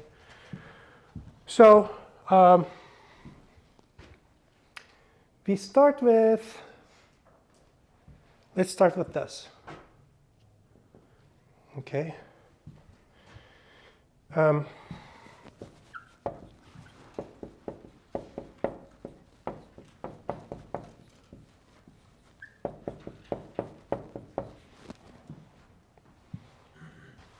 This means that, so instead of using epsilon, I'm going to use some other letter, let's say eta, because I want to use the epsilon when I'm trying to handle this. For any eta, there's a delta such that for any x in I, such that x minus x star is bounded by delta. And really, I should be careful here. It's a technical matter, but of course, in order for this to make sense, x cannot be equal to x star. So if you want to be more formal, you would want to say something like I take away x star. This implies that the difference between f prime of x divided by g prime of x minus L is bounded by eta.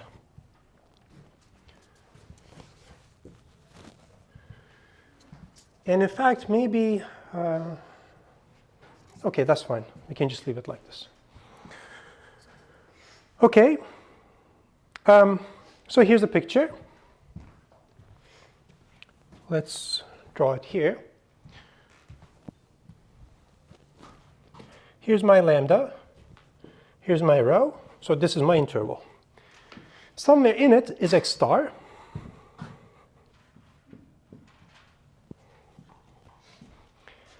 Okay. And what I said is that, oh, there is some delta such that whenever I take an x delta close to x star, I have that bound. So this is x star plus delta. This is x star minus delta. Okay, I'm going to apply the same trick that I was using yesterday. Namely that, so let's call this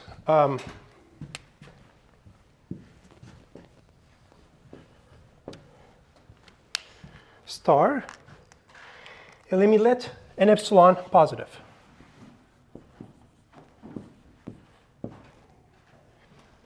And eta be positive as well. What we're going to do is we're going to try to figure out a nice value of eta such that we can bound the difference between these two guys by epsilon. So we're going to need to do some stuff. Eta to be determined later.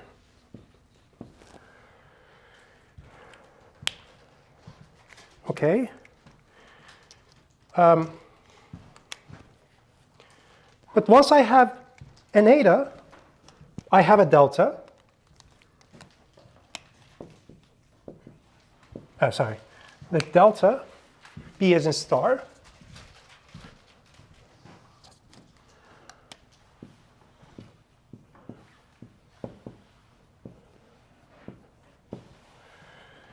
Then for any x as in star,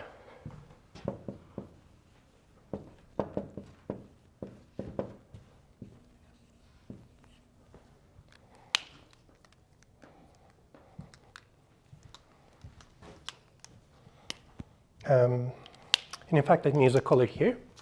For any blue x as in star, so somewhere here perhaps, and for any y strictly between x star and x,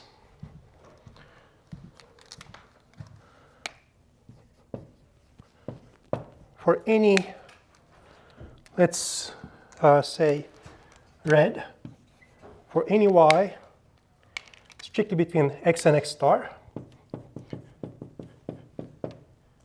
strictly between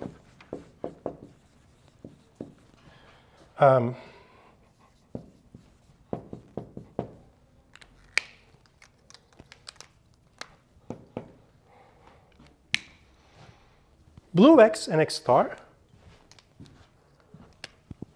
maybe somewhere here. By the Cauchy mean value theorem, there is a green z in between x and y such that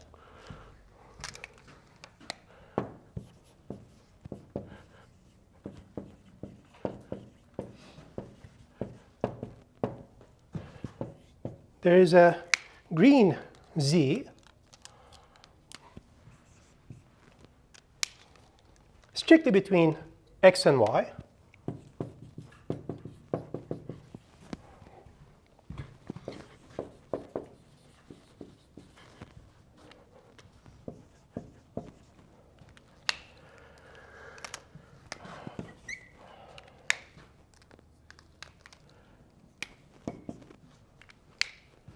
so that means it's somewhere here. This is my z. Well, I have the following equation. Okay. Let's write it here. F of, let me just write the black part first. It's going to be faster.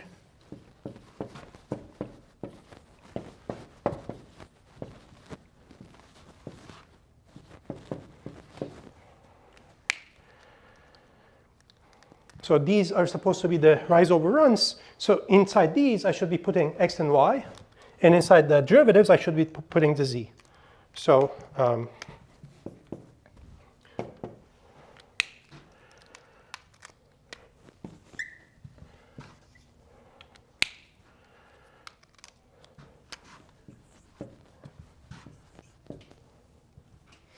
okay.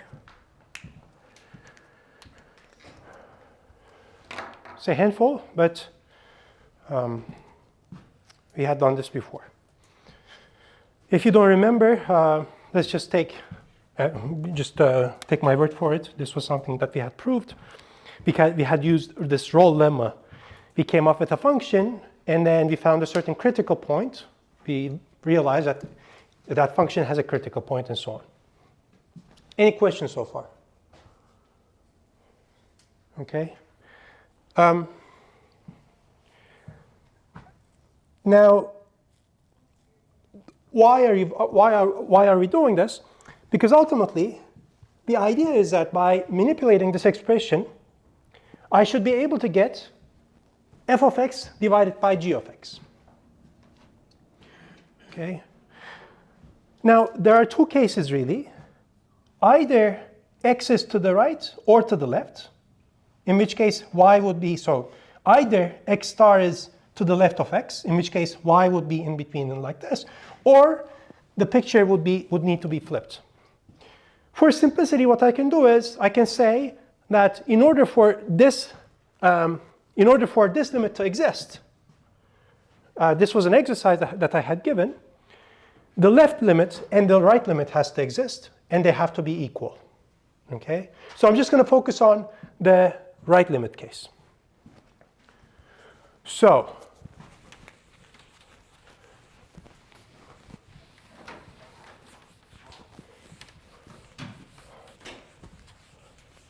and this, we still haven't used the fact that f and g vanish in this limit. We're going to use that also.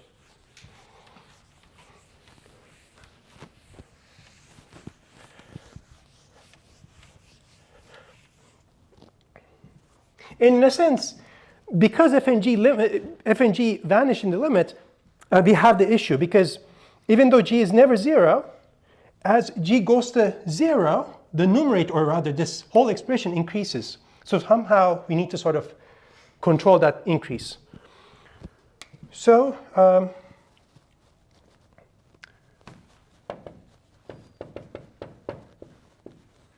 maybe I should say claim.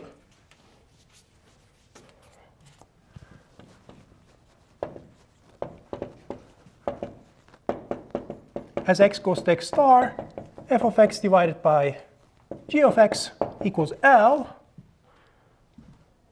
And this is, by a previous exercise,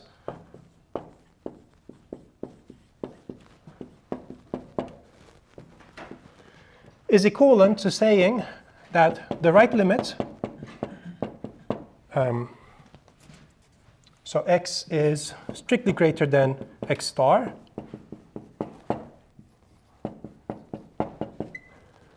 exists and is equal to L, and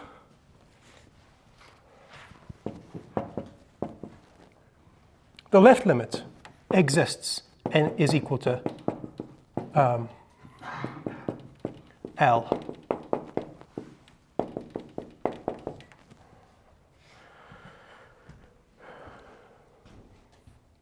Okay? So in order for this limit to exist, which I'm claiming, I need to show this together with this. Now, in a sense, I'm making things more and more complicated. It gets more and more elongated. But at this point, I hope you guys are getting sort of like the pattern. Whenever you're trying to prove something, even though things get longer and longer when you're trying to sort of expand on them, it becomes, in a sense, easier. I'm factorizing, in a sense, the statement that I'm trying to prove. So insofar as I can show that this right limit and the left limit right and left limits exist and equal, then I'm going to be good. I'm not going to do both because they are sort of very similar arguments. I'm going to leave one of them to you. Let me leave this one for you so that this picture, we can use this picture. So this part I'm going to leave as an exercise. So I want to show this. Okay.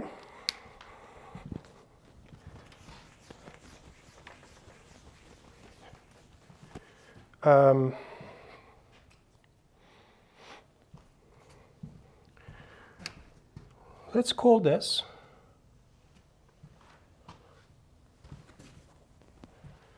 double star.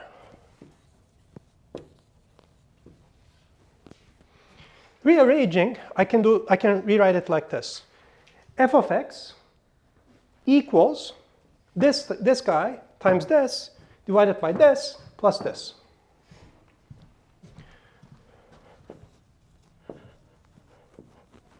With all the same quantifiers. I'm not going to write it because it gets longer and longer this way. F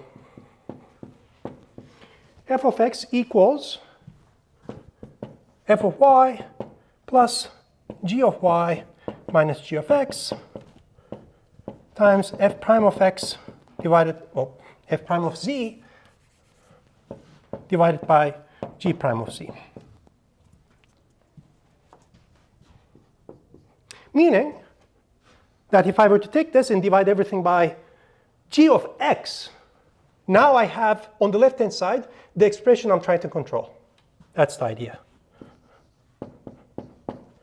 So here I'm going to have g of x. Here I'm going to have also g of x.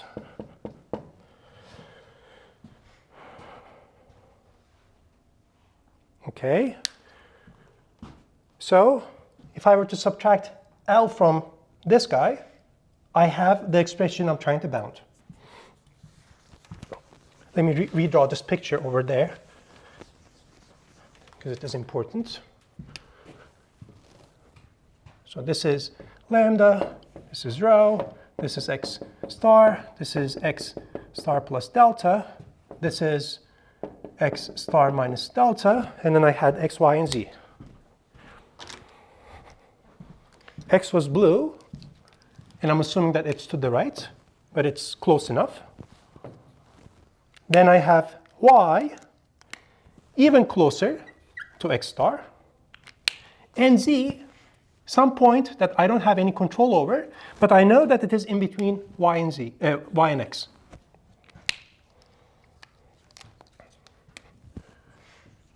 Now the dependencies are kind of finicky here, and that's why this proof is somewhat complicated. I first was given x star. Then, assuming an eta, I was also given a delta. Based on this delta, for any x, such that it varies between x star and x star plus delta, and for any y, that varies between x star and x, there is some z. I don't have control over, explicit control over z here, but the other two, I have restricted control. Okay. So,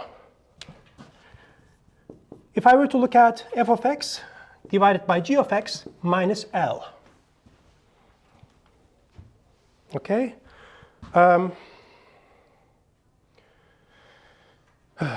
Okay.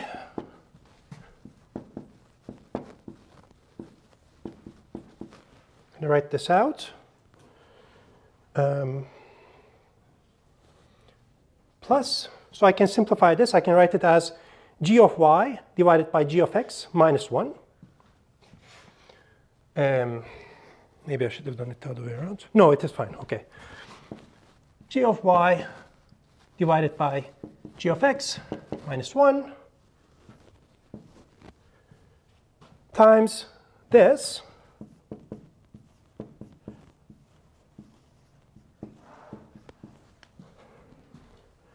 minus L.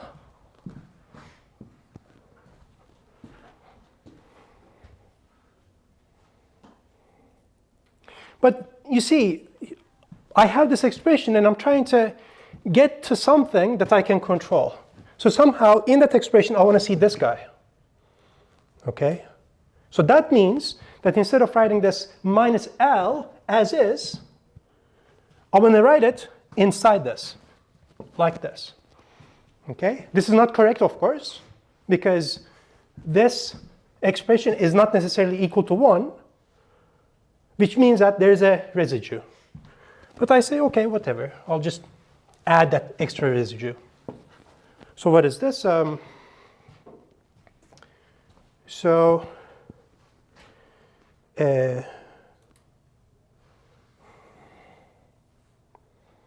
me see. We need some algebra here. So maybe I can write it over here. Let me delete this, because I need some space.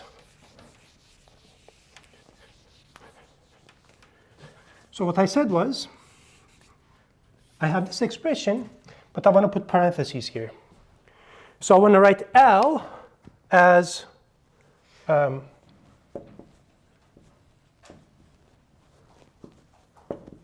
this minus 1 plus something times L. So this has to be 1, That means that box has to be, what is it? 2 minus g of y divided by g of x. Okay? In other words, if I were to distribute this, I get this now. Plus 2 minus g of y divided by g of x times L.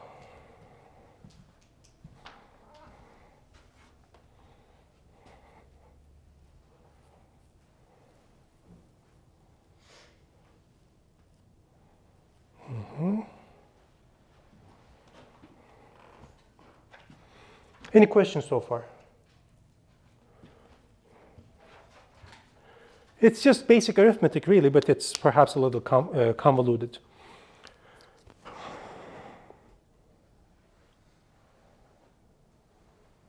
The point is, I'm trying to see if I can control everything here.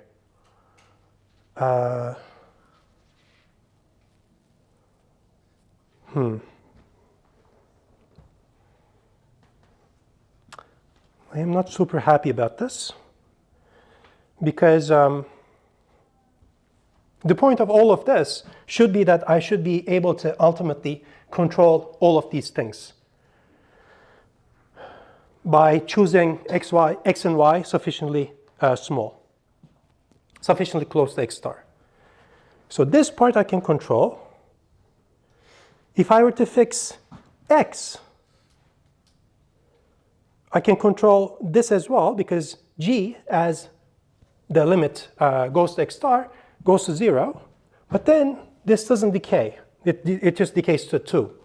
So I'm not happy about that. That means that this splitting is not going to work. Do you see what I'm trying to say here? I thought we could sort of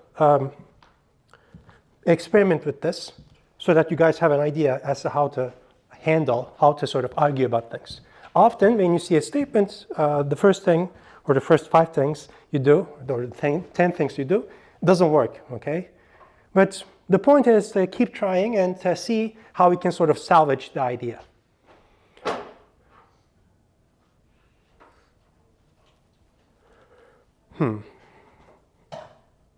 So this doesn't quite work. We're close, but somehow it's not nice enough. Oh,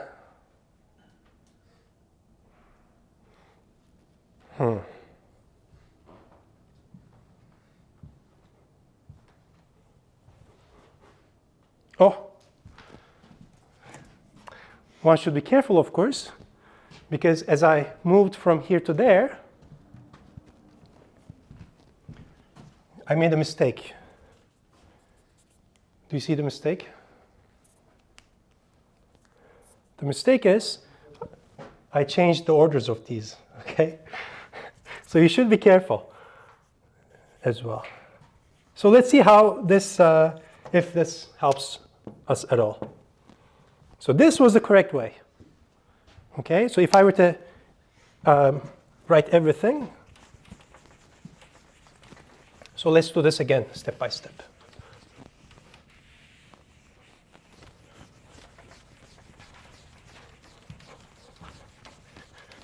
I told you this proof is finicky.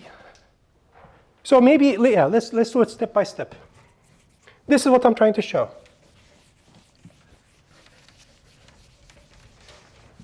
Let me delete that as well so that I have more space.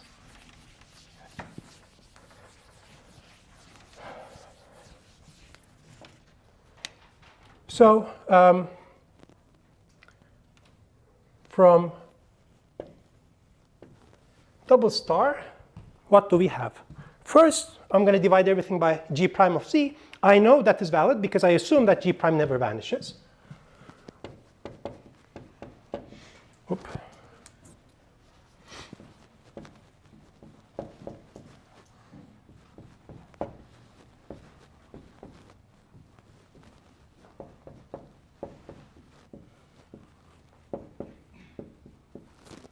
Okay.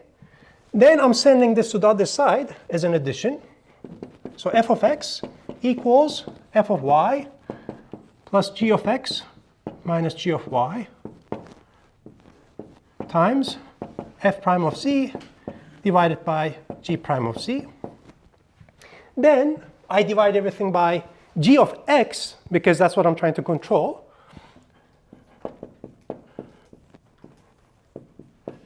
Now this becomes f of y divided by g of x, okay, plus 1 minus g of y divided by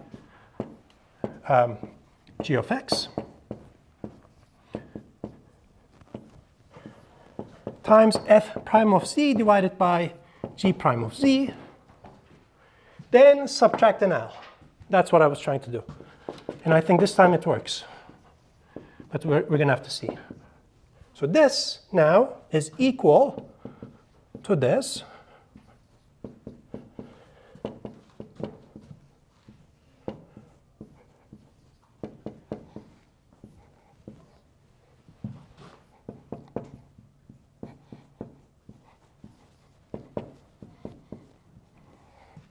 So minus an L, but the same trick holds, you see.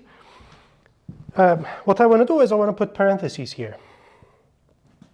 So let's write it like this.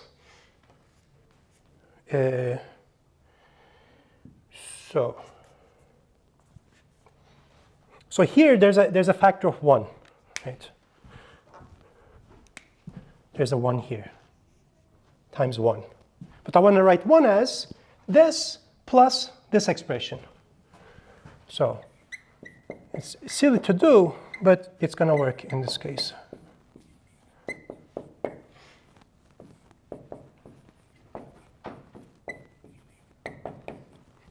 Okay. The point is that once I write this 1 over here as this plus this, I can collect this together with this and write it like so. With the extra factor, which now I have control over. Okay.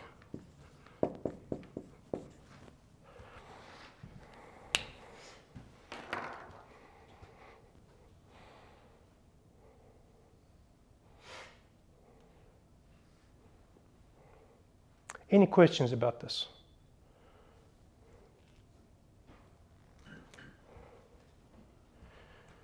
Why is this better?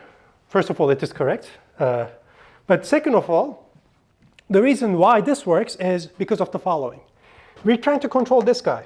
Okay, we're going to put the absolute values in a second, but we're trying to control this. For any sufficiently close x, I get to choose y arbitrarily close to x star. Okay? Which means because f decays to 0 as the input gets closer to x star, this I have control over once I fix the x. And again, once I fix the x, as I can choose y to be closer and closer to x star to make this basically 0, which means that this factor is going to be closer to 1. I have furthermore, if I choose x close enough, z is going to be even closer to x star, which means that this is also bounded.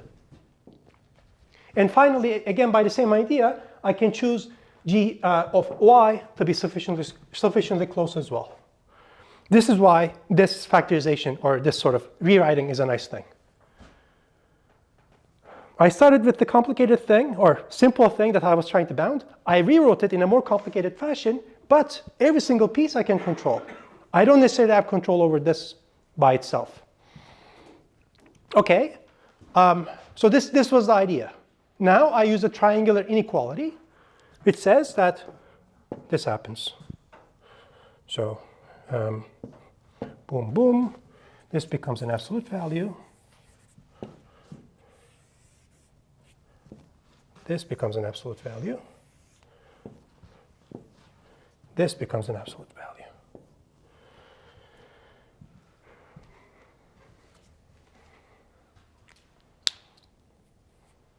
So what do I want now?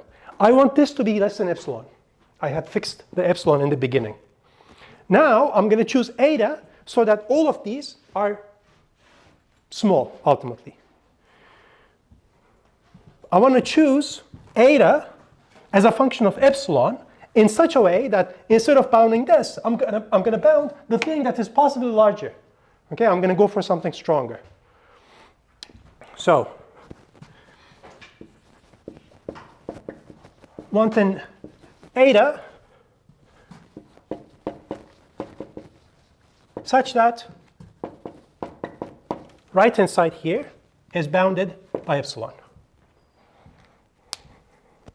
Okay? Now, how do we come up with this eta?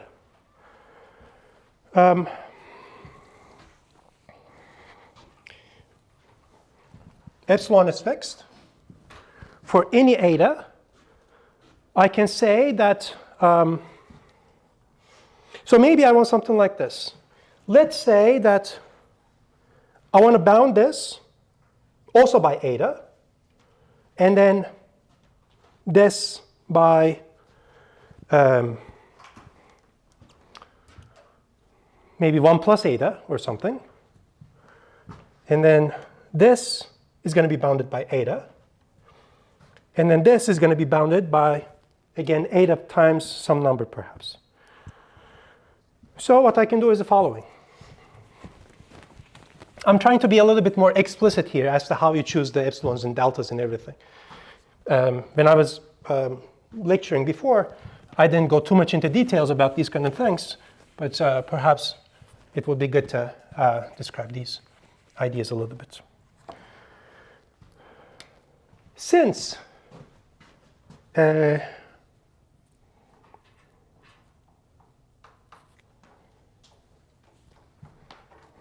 to be formal.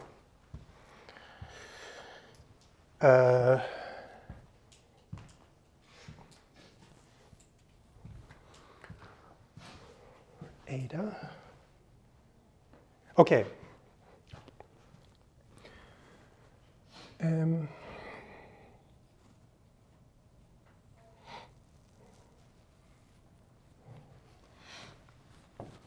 One can assume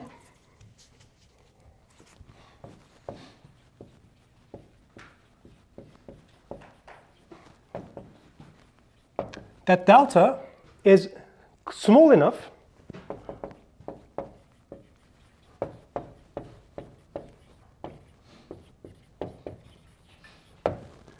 so that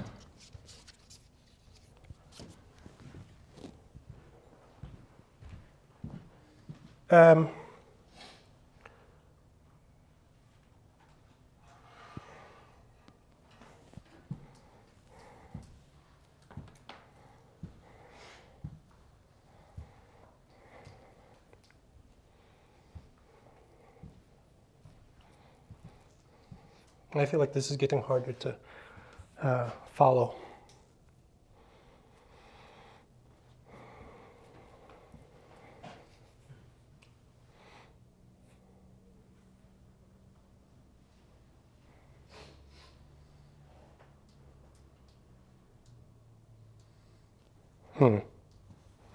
Maybe instead of using epsilons and deltas, we might as well switch over to limits.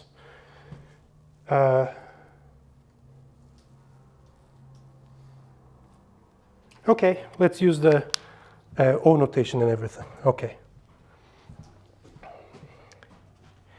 So for fixed x, I can take the limit as y goes to x star. Okay, it's going to be easier.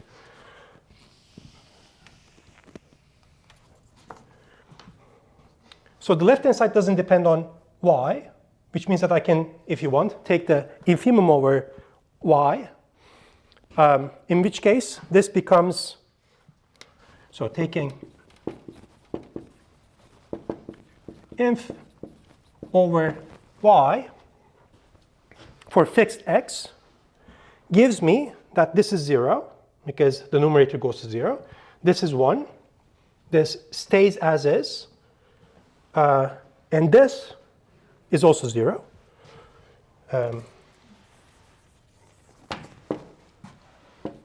F of x divided by g of x minus L in absolute value is bounded by this guy.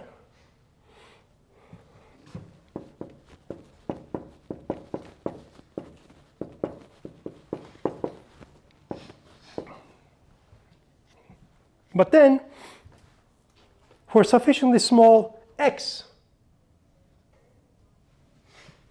this too is going to be, so z is going to be sufficiently close to x star, which means that this is going to be sufficient, this is going to be small.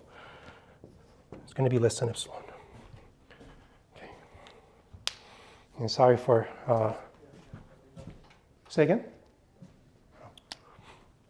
Sorry for the messiness, but that's basically the idea. We can discuss it later, perhaps in person, how to make this even more formal and choose everything depending on each other. The issue is that every sort of like letter here depends on each other in a sense. So becomes harder to do management. It's much easier to do these kind of things, not on the board, not on paper. But anyway, what you should sort of get is this picture of choosing an x that is delta close to x star, then a y that is even closer, and then a z that is in between, and then applying this Cauchy mean value theorem.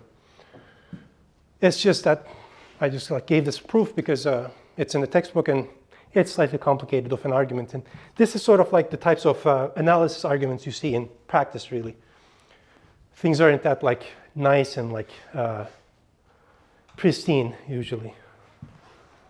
You sort of like try to bound something and then you barely bound it, or like you do some tricks and stuff like that.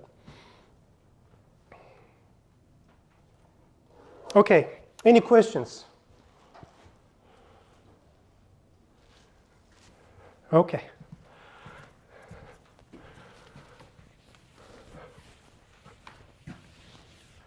And because of arguments like this, some people really dislike analysis. It's like, algebra is not like this, right? Like you just like compute the thing, whatever, count it. There's this many things. Analysis is a little bit more messy.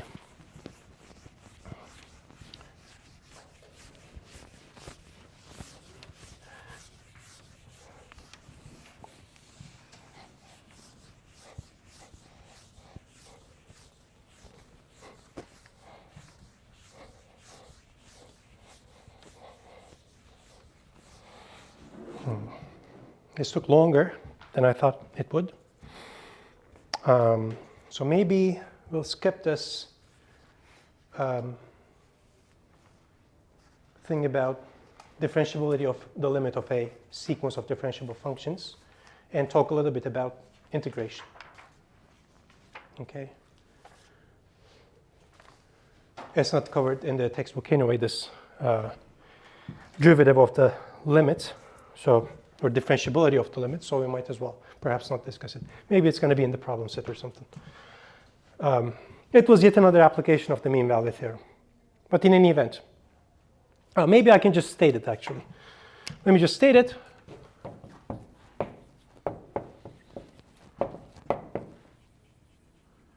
If I have a sequence of once continuously differentiable functions,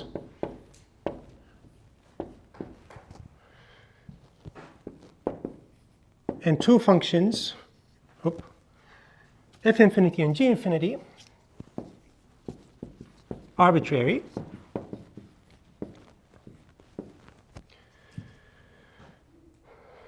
such that f bullet converges pointwise to f infinity, and the sequence of derivatives converges uniformly to g prime, g infinity.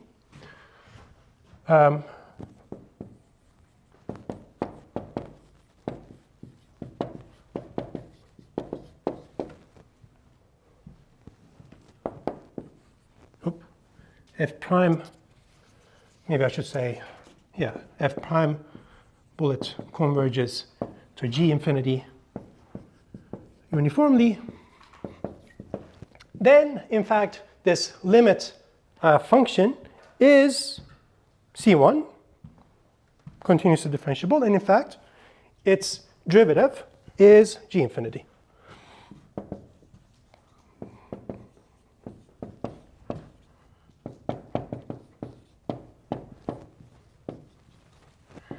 and f prime sub infinity equals g sub infinity.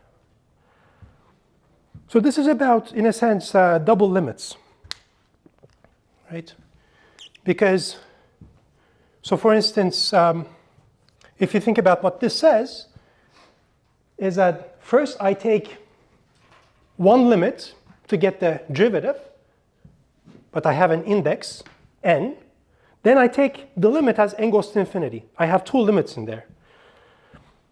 What this says is that, well, instead of first taking the limit for the derivative and the limit for the sequence, you can basically do it the other way around. You can first take the limit of the sequence to get this guy, and then take the limit of for the derivative. Okay, so this is about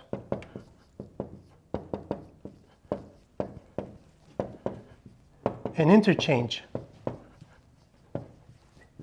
of limits.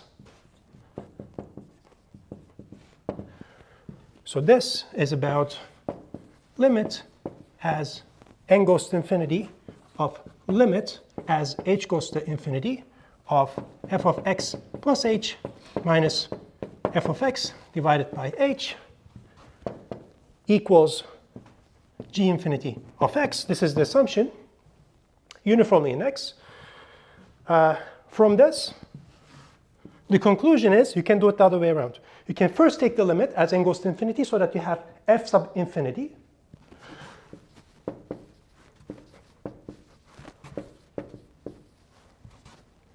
F sub n, oh, should be n here.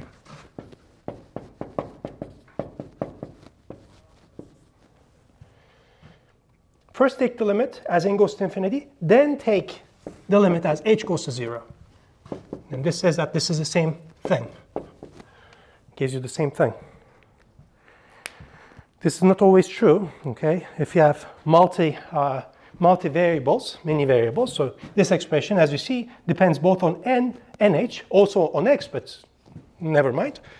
And this says that you get the change in which order you take the limits.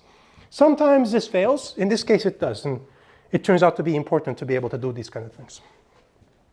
Okay. So this is a significant thing. Maybe we'll do a proof later, if you have time.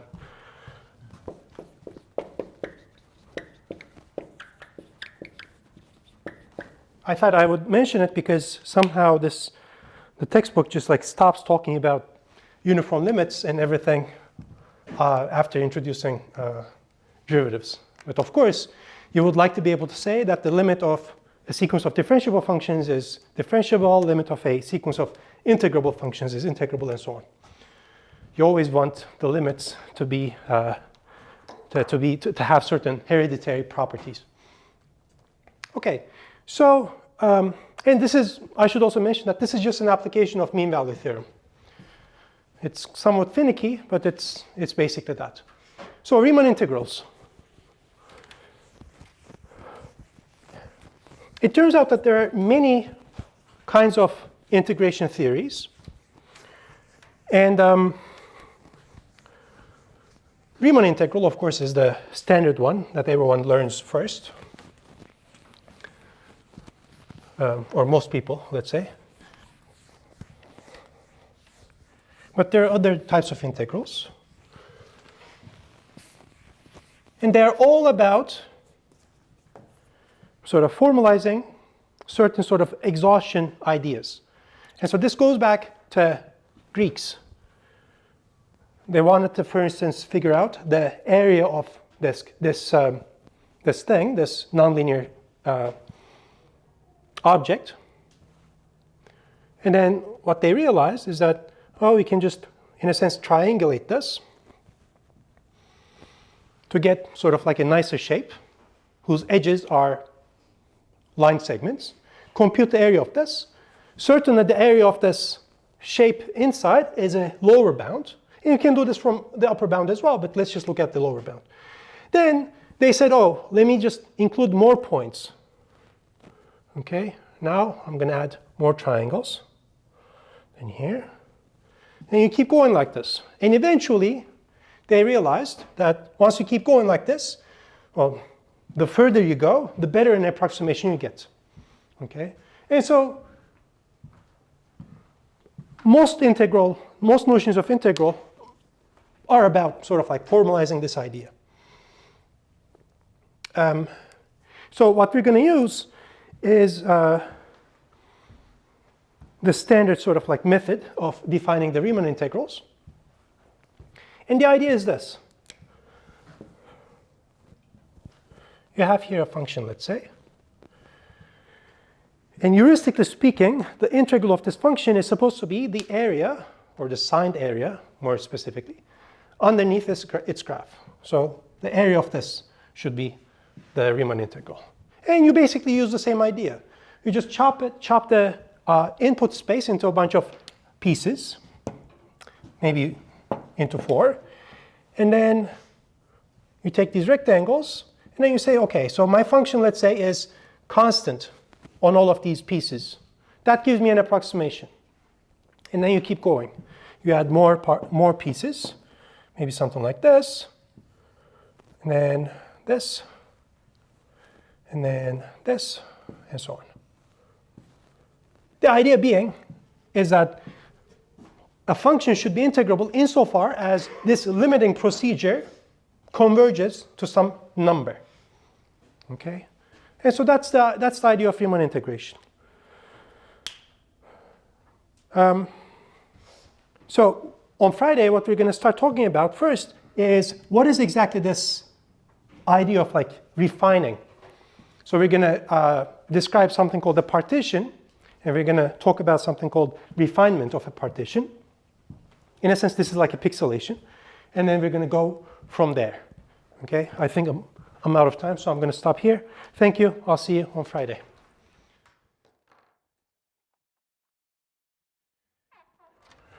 Let's start. Good morning. So let's start talking about integral calculus proper. On Wednesday, I gave you some idea as to where this integration comes from, at least integration in the sense of Riemann. And really, there are multiple sort of notions of integration, and they're all basically based on the same idea. Somehow, you want to sort of exhaust the thing that you're trying to calculate the area of by things that you know the area of, right? Like if you want to try to compute the area of a sort of complicated shape, you sort of triangulate it somehow, and you say, oh, okay, I can figure out the areas of triangles and so on. Okay, so we start with this idea of a partition, okay? And this is for general purposes. In a second, I'm going to specialize to intervals. Now, we can define more general integrals, and people do that. But again, we're going to focus on single variable situation, because in the abstract situation, things get a lot more, let's say, cumbersome to sort of describe. So this is what is called measure theory. Okay, I take a set X, and a partition of X is a collection of subsets of X. That is to say, any element in P is a subset of X. Right, so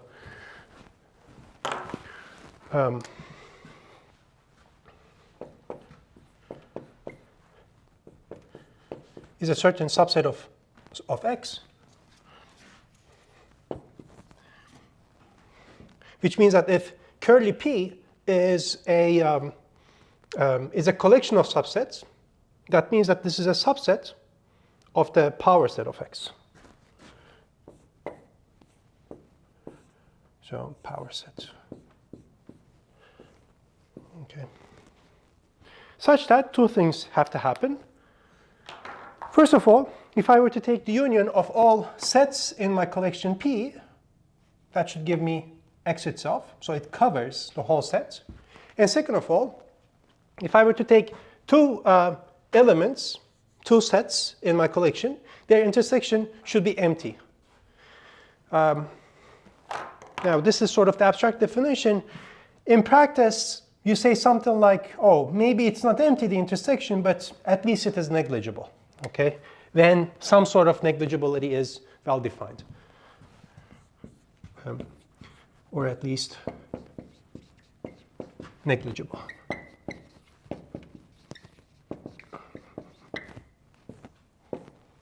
Okay. Let me denote by par of x the set of all partitions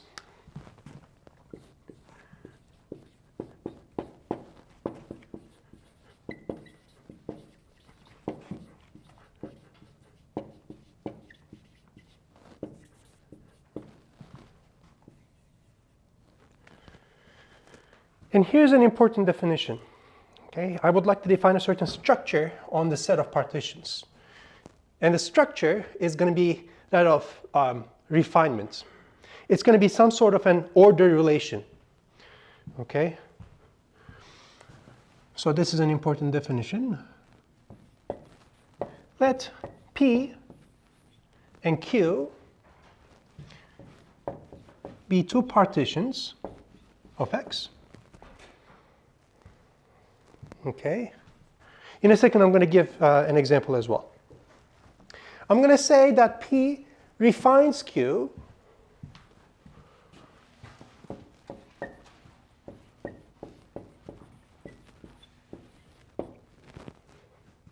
okay, if there's a function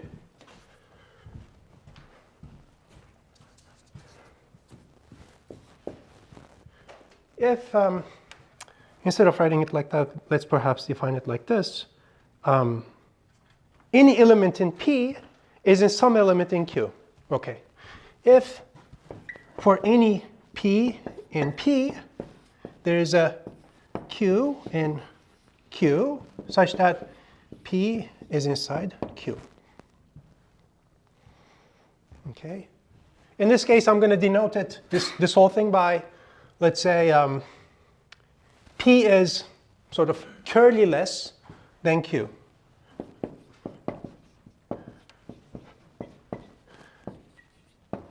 B writes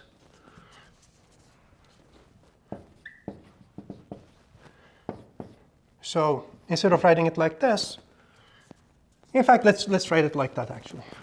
I'm just going to denote this whole thing by this. So I want to think of this as sort of less than this. Is that what I want to do?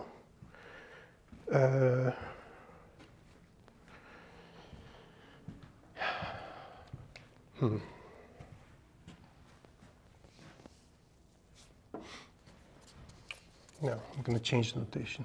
The issue with that is that people do use that notation, and then some other people use it the other way around, and then it gets confusing. So I'm just going to write P arrow Q with a superscript ref, refinement. Okay, so here's the picture. Here's the basic example. Let's say that my X is this box. Okay, it's a rectangle.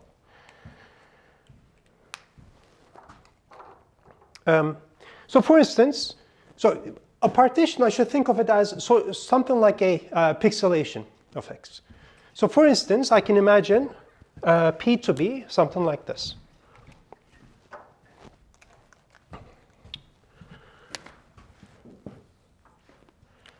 That's my X.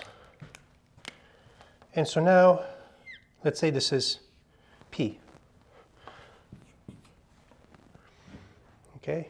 Now what does this mean? This means that this P has three subsets in it. Let's call this P1, and then P2, and then P3. Oop. P3.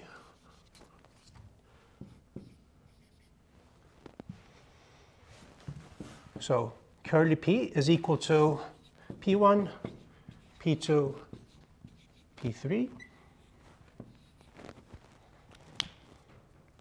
But I could also look at this, for instance, this other partition.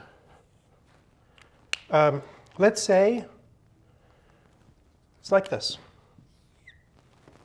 Divides it into two. Let's call it Q1 and Q2.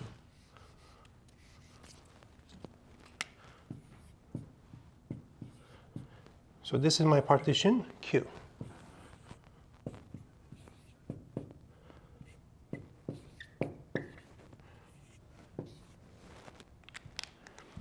Okay? So it's a certain type of pixelation, except that as opposed to computer science, I allow the pixels to be basically of arbitrary shape. In a second, we're going to specialize sort of pixelations into intervals, for instance. But for now, in this abstract setting, I allow it to be, I allow the pixels to be as bizarre as can be. Okay? Now, in this case, as you see, P1 is a subset of Q1. P2 is a subset of Q2, and P3 is a subset of Q2 again. That means that P is a refinement of Q. P refines Q, yes. So could Q be like a refinement of itself? Yes, exactly, yes. Yeah. Yeah, any partition is a refinement of itself. But ultimately, when we're sort of thinking about refinements, you want to sort of keep shrinking the pixel size. This is sort of like a model of vision, if you want, right? Like you sort of like have sort of like a picture, and then you enhance, and you keep enhancing. That's what we're going to do when defining integrals as well. And so, for instance, in fact, I can think of x itself, in a sense, a partition of itself, right? So here's sort of like one way of thinking about this. Curly x is a set consisting only of itself. That's also a partition of x. And of course, Q refines x, P refines Q. And if possible, if needed, I could keep going. Okay, so let me write that.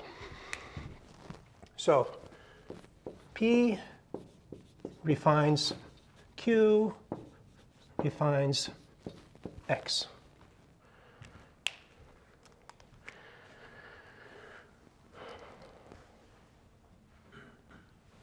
Okay.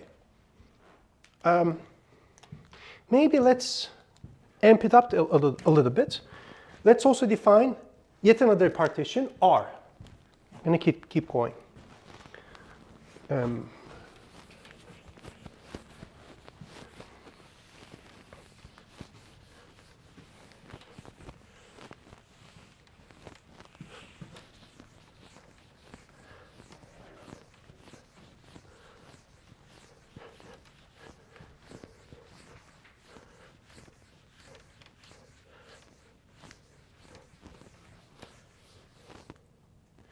Let me add that here.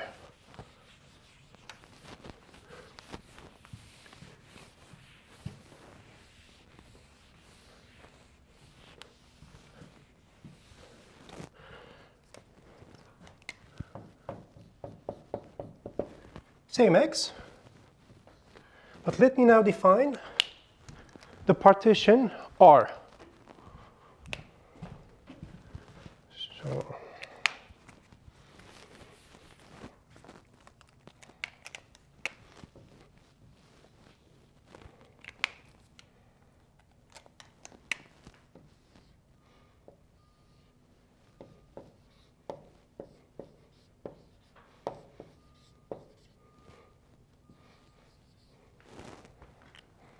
okay, this is yet another partition. And as you see, R2 refines Q. Okay, so I have here this guy as well.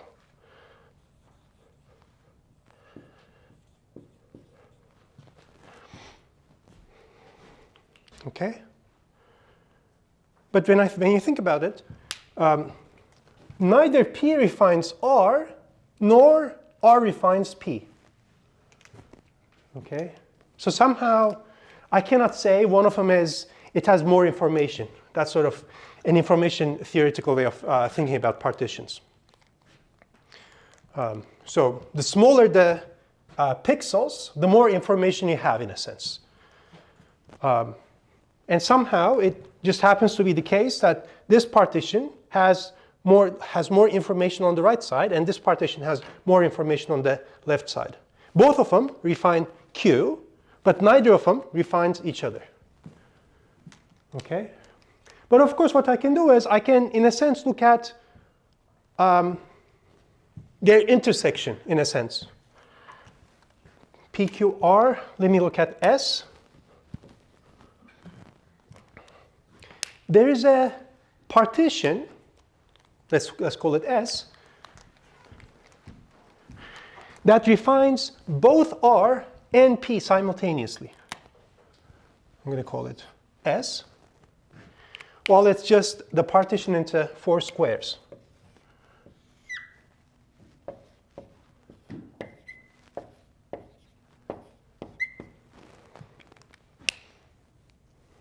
Okay? So S refines R, and S refines P. And in fact, if you think about this, you're going to realize that S is the partition, S is the optimal partition that refines both of them. Okay? So let's draw this over here nicely. So I have this situation. Maybe I'm just going to rewrite it here. So I have S. S refines both P and R. And then all of these refine Q. And then Q refines X. Okay. So refinement, this notion of refinement, defines the structure of the set of all partitions of X. Okay, this is the idea. So let me leave this as an exercise. Exercise. If, continuing from this, so PQRS, let's say T,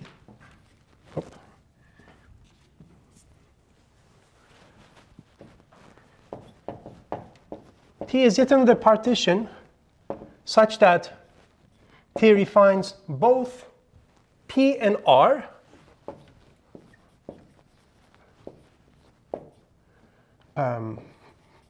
Then P has to refine S. That's one way of defining, sort of formalizing this idea of S being the optimal refinement for these two guys. Then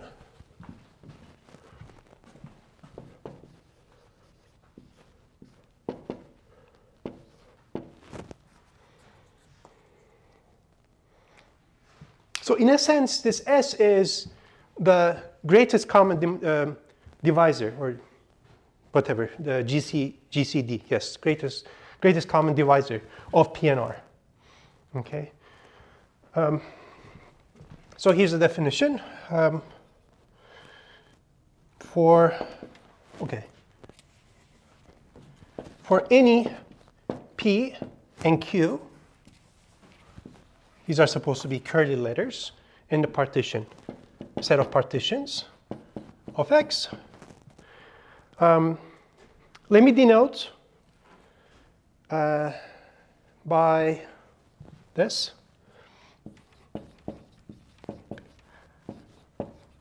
Denote by P product Q.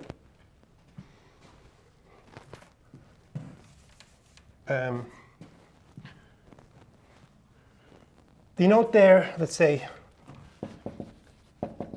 their optimal common refinement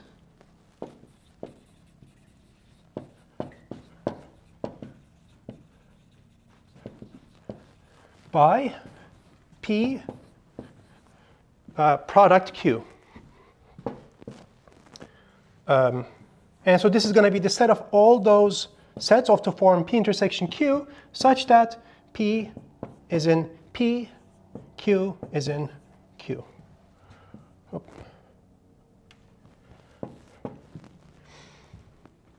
Indeed, I got this curly S by doing this operation with P and R. Okay, so this is this. In the literature, you might also see notations like this or this. Depending on the sort of like the context, these things change. In our textbook, they don't just use any notation whatsoever, but it's good to sort of like get familiar with this idea because it is very important, especially, you know, in the context of information theory and other things. Now, let me also mention one thing. In the definition of a partition, I told you that the intersection of any two cells, so these I'm going to call cells as well, or atoms is another word,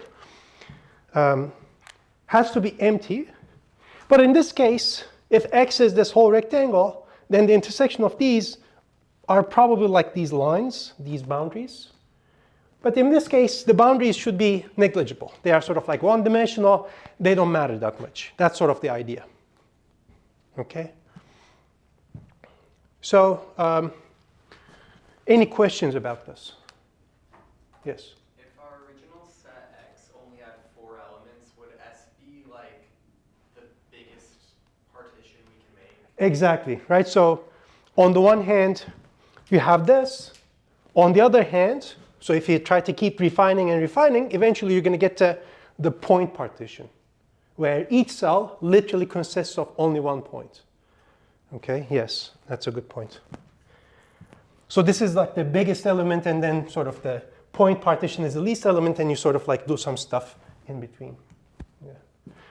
In practice, of course, often you cannot go to the point partition. You just don't have that much resolution available. But if you can sort of like get close enough to it, then that's fine. And in a sense, that's what we're going to do in Riemann integration as well. Ultimately, we would want to sort of go all the way to point partition. So let me be perhaps more specific so that it is a little bit clearer. So point partition.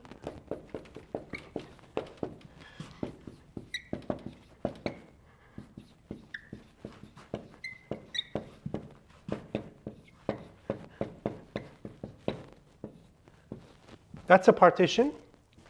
And this partition refines any other partition.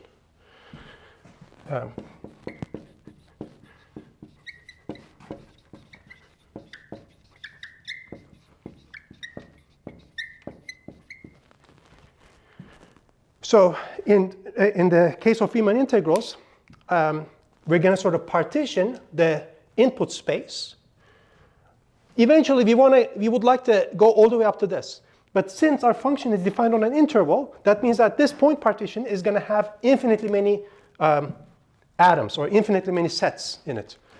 And so that's not quite feasible in a sense. But you say, if I can sort of take a partition and refine it sufficiently enough so that it's sort of like near this in a sense, then, and if that limit converges, then that should be the definition of Riemann integral. That's the idea. I should also give it as an exercise to verify that this indeed is a refinement of P and Q. It's a partition, and any other partition that refines P and Q refines this as well. So let me leave that as an exercise. All this stuff is like very, very pleasant, but often you don't spend too much time on these things. Especially when you end up needing to understand them properly. Okay, exercise. If P and Q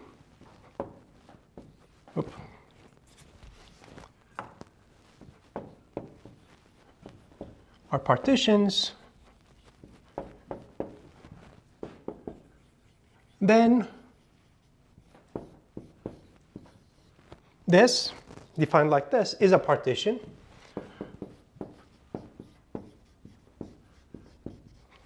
So it's in par of X.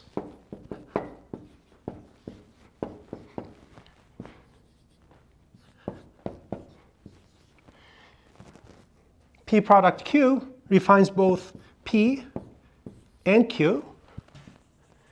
And if R refines P and Q, then in fact it refines this guy.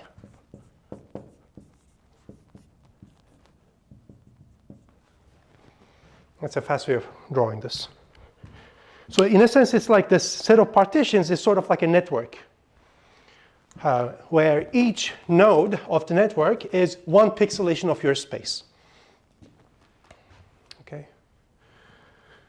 So let's now focus on the single variable case.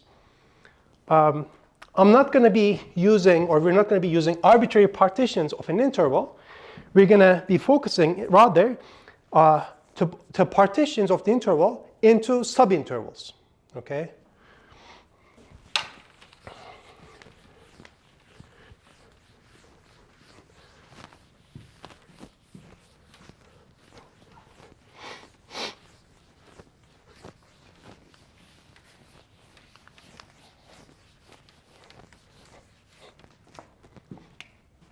Definition. So for continuity, we were looking at closed and bounded intervals. For differentiability, we started looking into open intervals. For integration, at least at first, we again want to go back to closed and bounded intervals. In other words, compact. So I want lambda and rho to be finite numbers. In this case, they could be the same. It's not going to matter. If they are the same, of course, I just means a set of only one element. An interval partition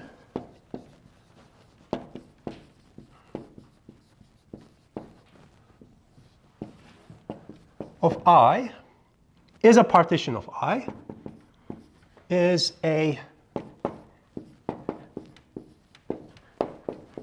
partition of I such that, oh, maybe I should not write it like that. Let me write it like this. Is a collection of subsets, is a collection P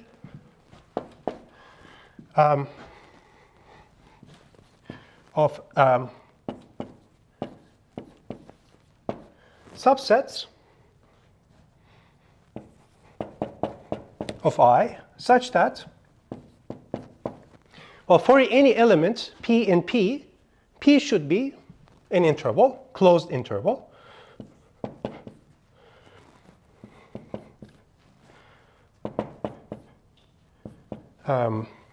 Let's say lambda sub P and then rho sub P.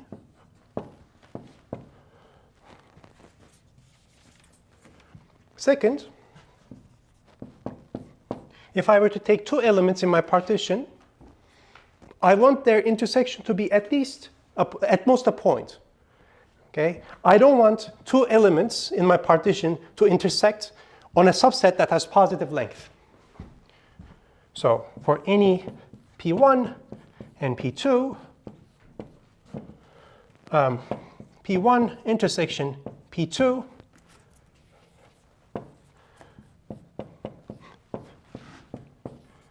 contains at most one point. Okay?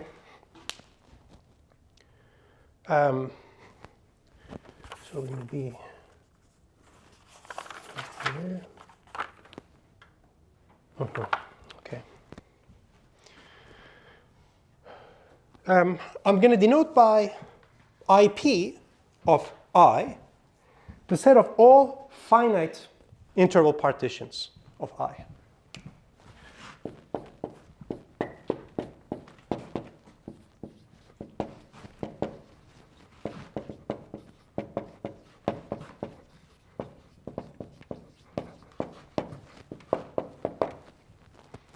So I allow only finitely many cells in my partition, only finitely many pixels.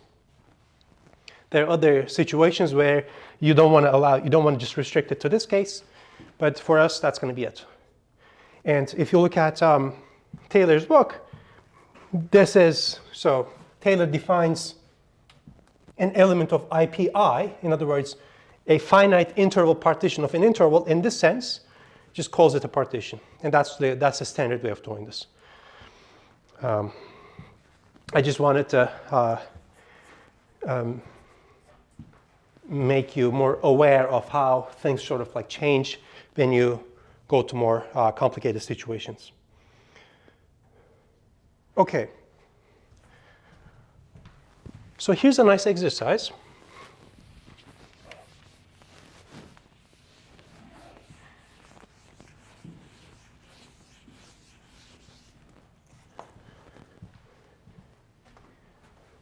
So first of all, this is a set of partitions, and I can look at refinements again. And again, this has this network-like structure.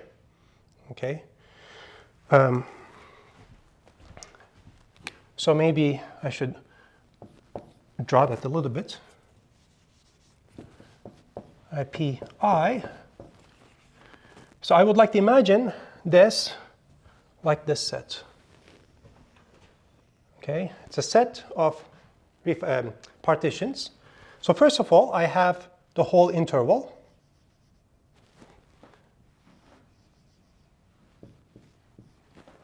Okay, consists of only one. So maybe I should be more careful and write it like this. And then maybe I sort of cut it in half somewhere over there.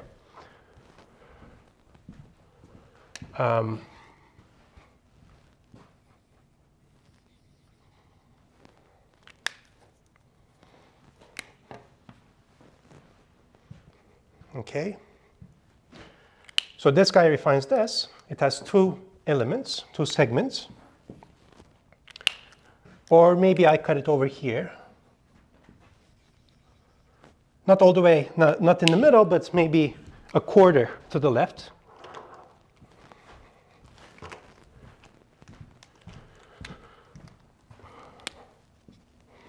Okay, that's a finite partition that is allowed. So in calculus, typically when we look at partitions, probably you looked at partitions with each segment of length 1 over n. But in general, that is not really, that is too sort of rigid in a sense. So we sort of like allow partitions into different, into segments of different length. I have this, maybe somewhere here I have this guy, maybe like this. Okay. This, of course, defines this and this. And in particular, it refines this as well. Refinement, this notion of refinement is a transitive relation. But you see, this point partition is not in the set of all interval partitions or finite interval partitions, assuming that I is not I is not a singleton. But you know, in principle, you should think of it like this. Somehow, on the boundary of the set of all finite interval partitions of I is the point partition. This is 100% resolution, if you want. So somewhere here is the point partition.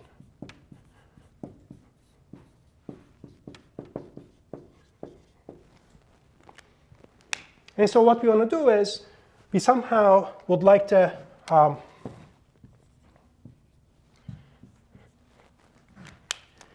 take a limit of partition over partitions like this.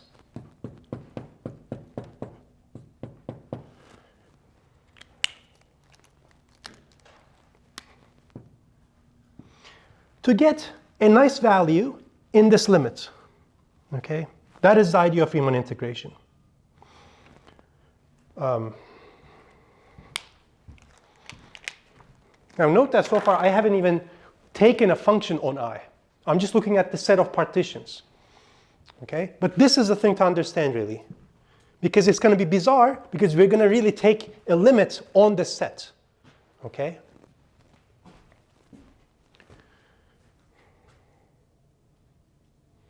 Any questions about any of this?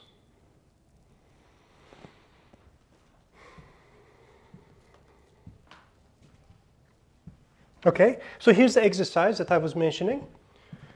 Any element here, so any finite interval partition of an interval is completely determined by the sort of intersection points. Okay, because if I have a partition like this, then that means that I have finitely many intervals that are adjacent to each other. Well, I can just, instead of saying, oh, these are my pixels, I can just determine or have a look at where different pixels occur. Okay? And so this is more classical now. But I'm going to leave that to you as an exercise. That any P in IP is determined completely by a finite list of intersecting or increasing, strictly increasing numbers, or strictly increasing points in the interval.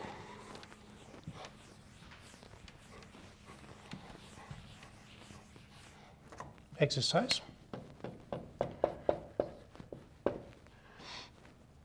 So I is going to be always this lambda to rho closed and bounded. For any P in IP, let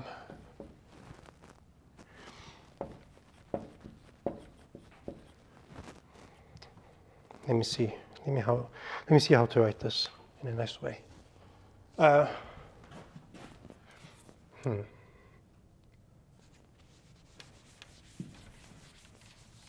This is better to write.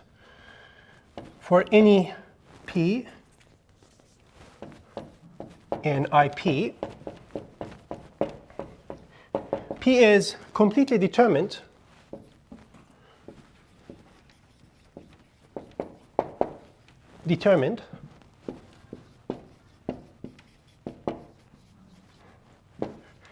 by a finite list of strictly increasing points in I. By a finite list of strictly increasing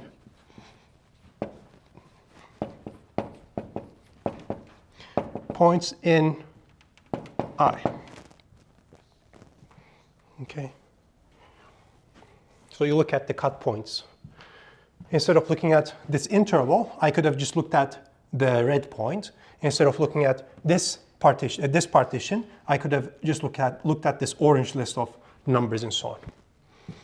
Okay, I'm just going to leave that as an exercise. And so now we can start talking about things that are closer to integrals.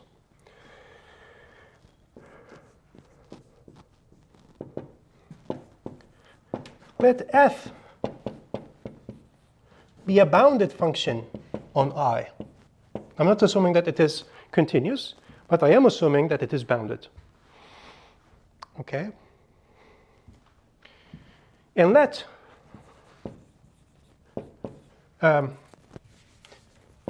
so P be an interval partition of I, finite interval partition.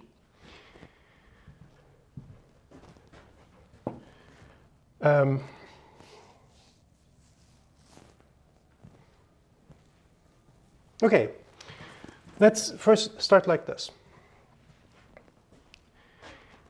What I want to do is, I would like to use this finite partition P to get a proxy for the integral of f.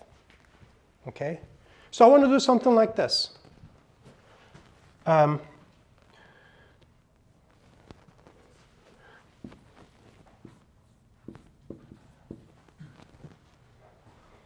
Okay? So maybe I should draw a picture. Here's lambda, here's rho, and I have a partition. And I have my function as well, of course. Maybe something like this.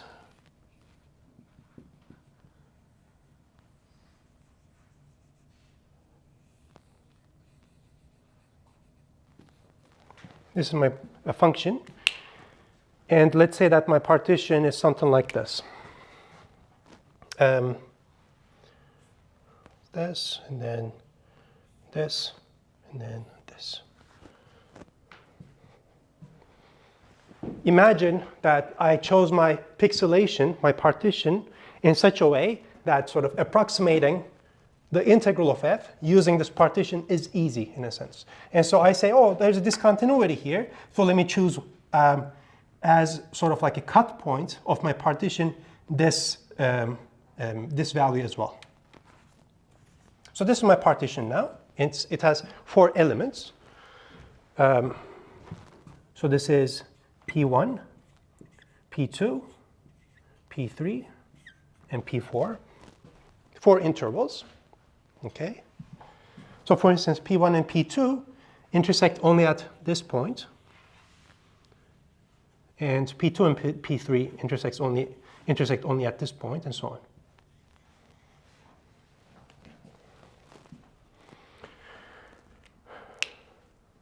So this is supposed to be a proxy for the integral of f. It should be an approximation. Okay. So somehow in this discussion,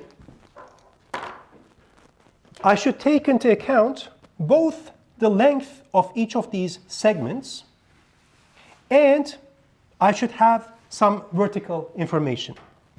Okay? So I would like to have here expressions of the form area of some rectangle. Okay? With base, the cell P. And so let's say if this is this, I assume, so I'm taking my partition to be an integral partition, so I can just use as this the length of P.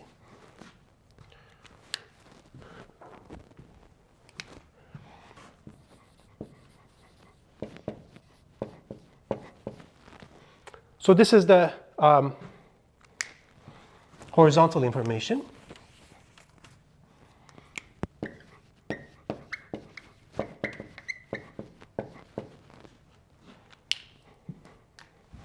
And for the vertical information, I need something, okay?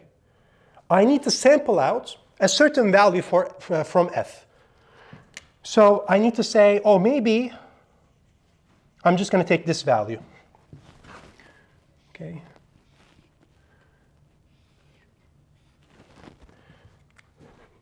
And maybe for this part, I want to sample maybe this value. Okay. And maybe for this, I want to sample the leftmost value and so on. And then here, this one.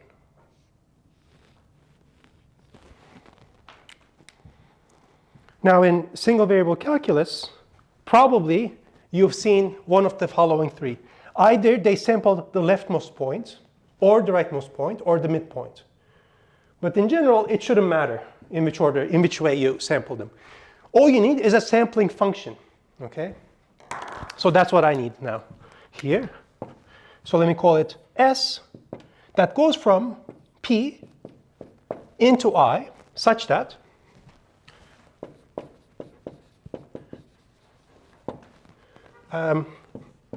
for each P in P, S of P is in P. So really the sample is happening in the horizontal axis. So I'm saying for P1, choose this point. For P2, choose this point. For P3, choose the leftmost point. For P4, choose this point. Okay? And so how do I turn this into a proxy? I would just say f of S of P.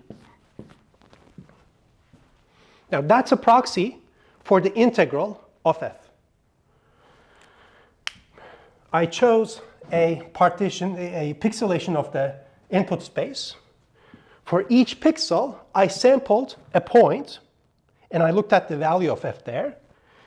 That gave me the height information. And then I also used the length of the associated pixel as the width information, multiplied them to get the area of one of these boxes, and then added all of them up. Okay, that's a proxy for the integral. And so this is what is going to be called the Riemann sum of f relative to p and s. And I'm going to denote it by R of f, comma, p, comma, s. This is the Riemann sum of f relative to the partition p and the sampling function s.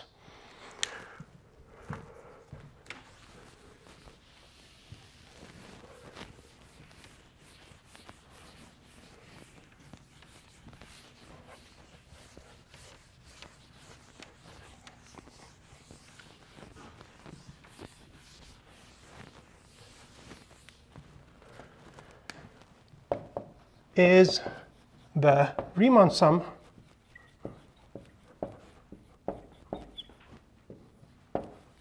of f relative to p and s. S here I'm going to call a sampling function. Samples the points. So this sampling function.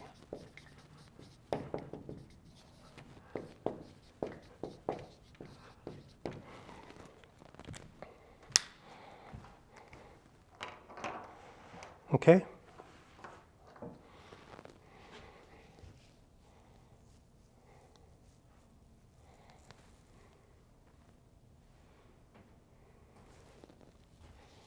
Any questions?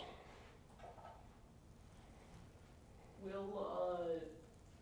we're not working with infinite partitions now, but if we do, will the sampling function run into an axiom of choice type thing? We are choosing. Yeah, sure. Yeah.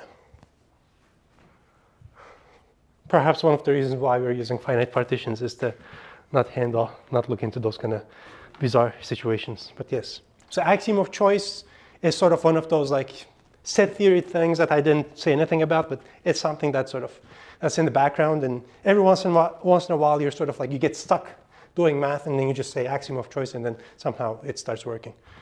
People start believing you. Anyway, so I choose that this equation starts to work. yeah.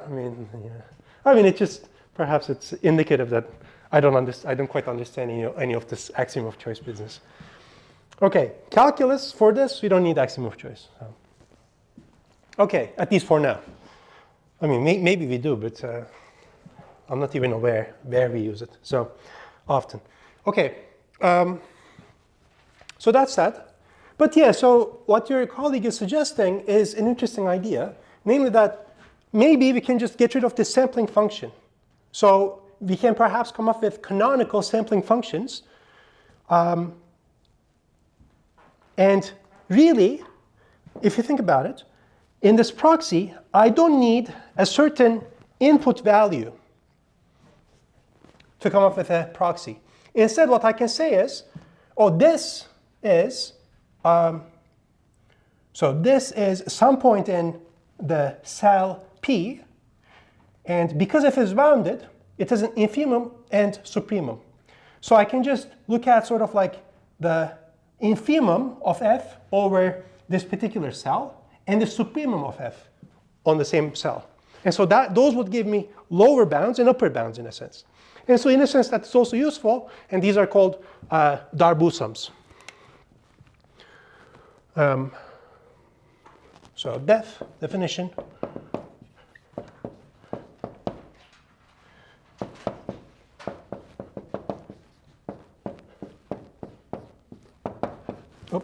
IP.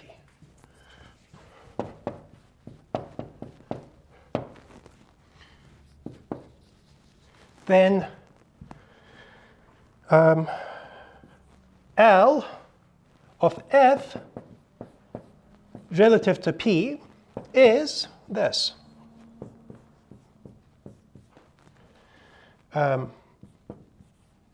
Infimum of f of x as x varies in this particular cell times the length of p. This is a lower Darboux sum of f relative to p.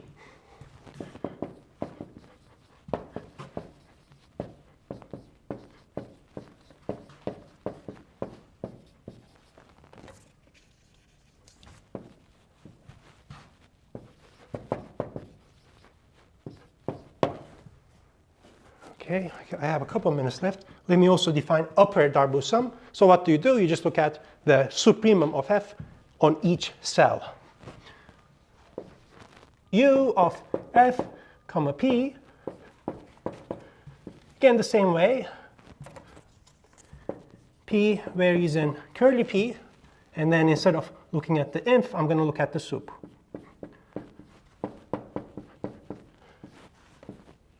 And then multiply it by the length of p.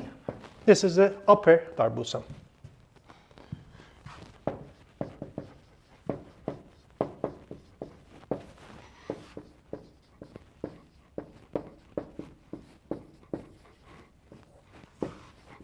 Of f relative to p. So Riemann sum came first, this idea of Riemann integration.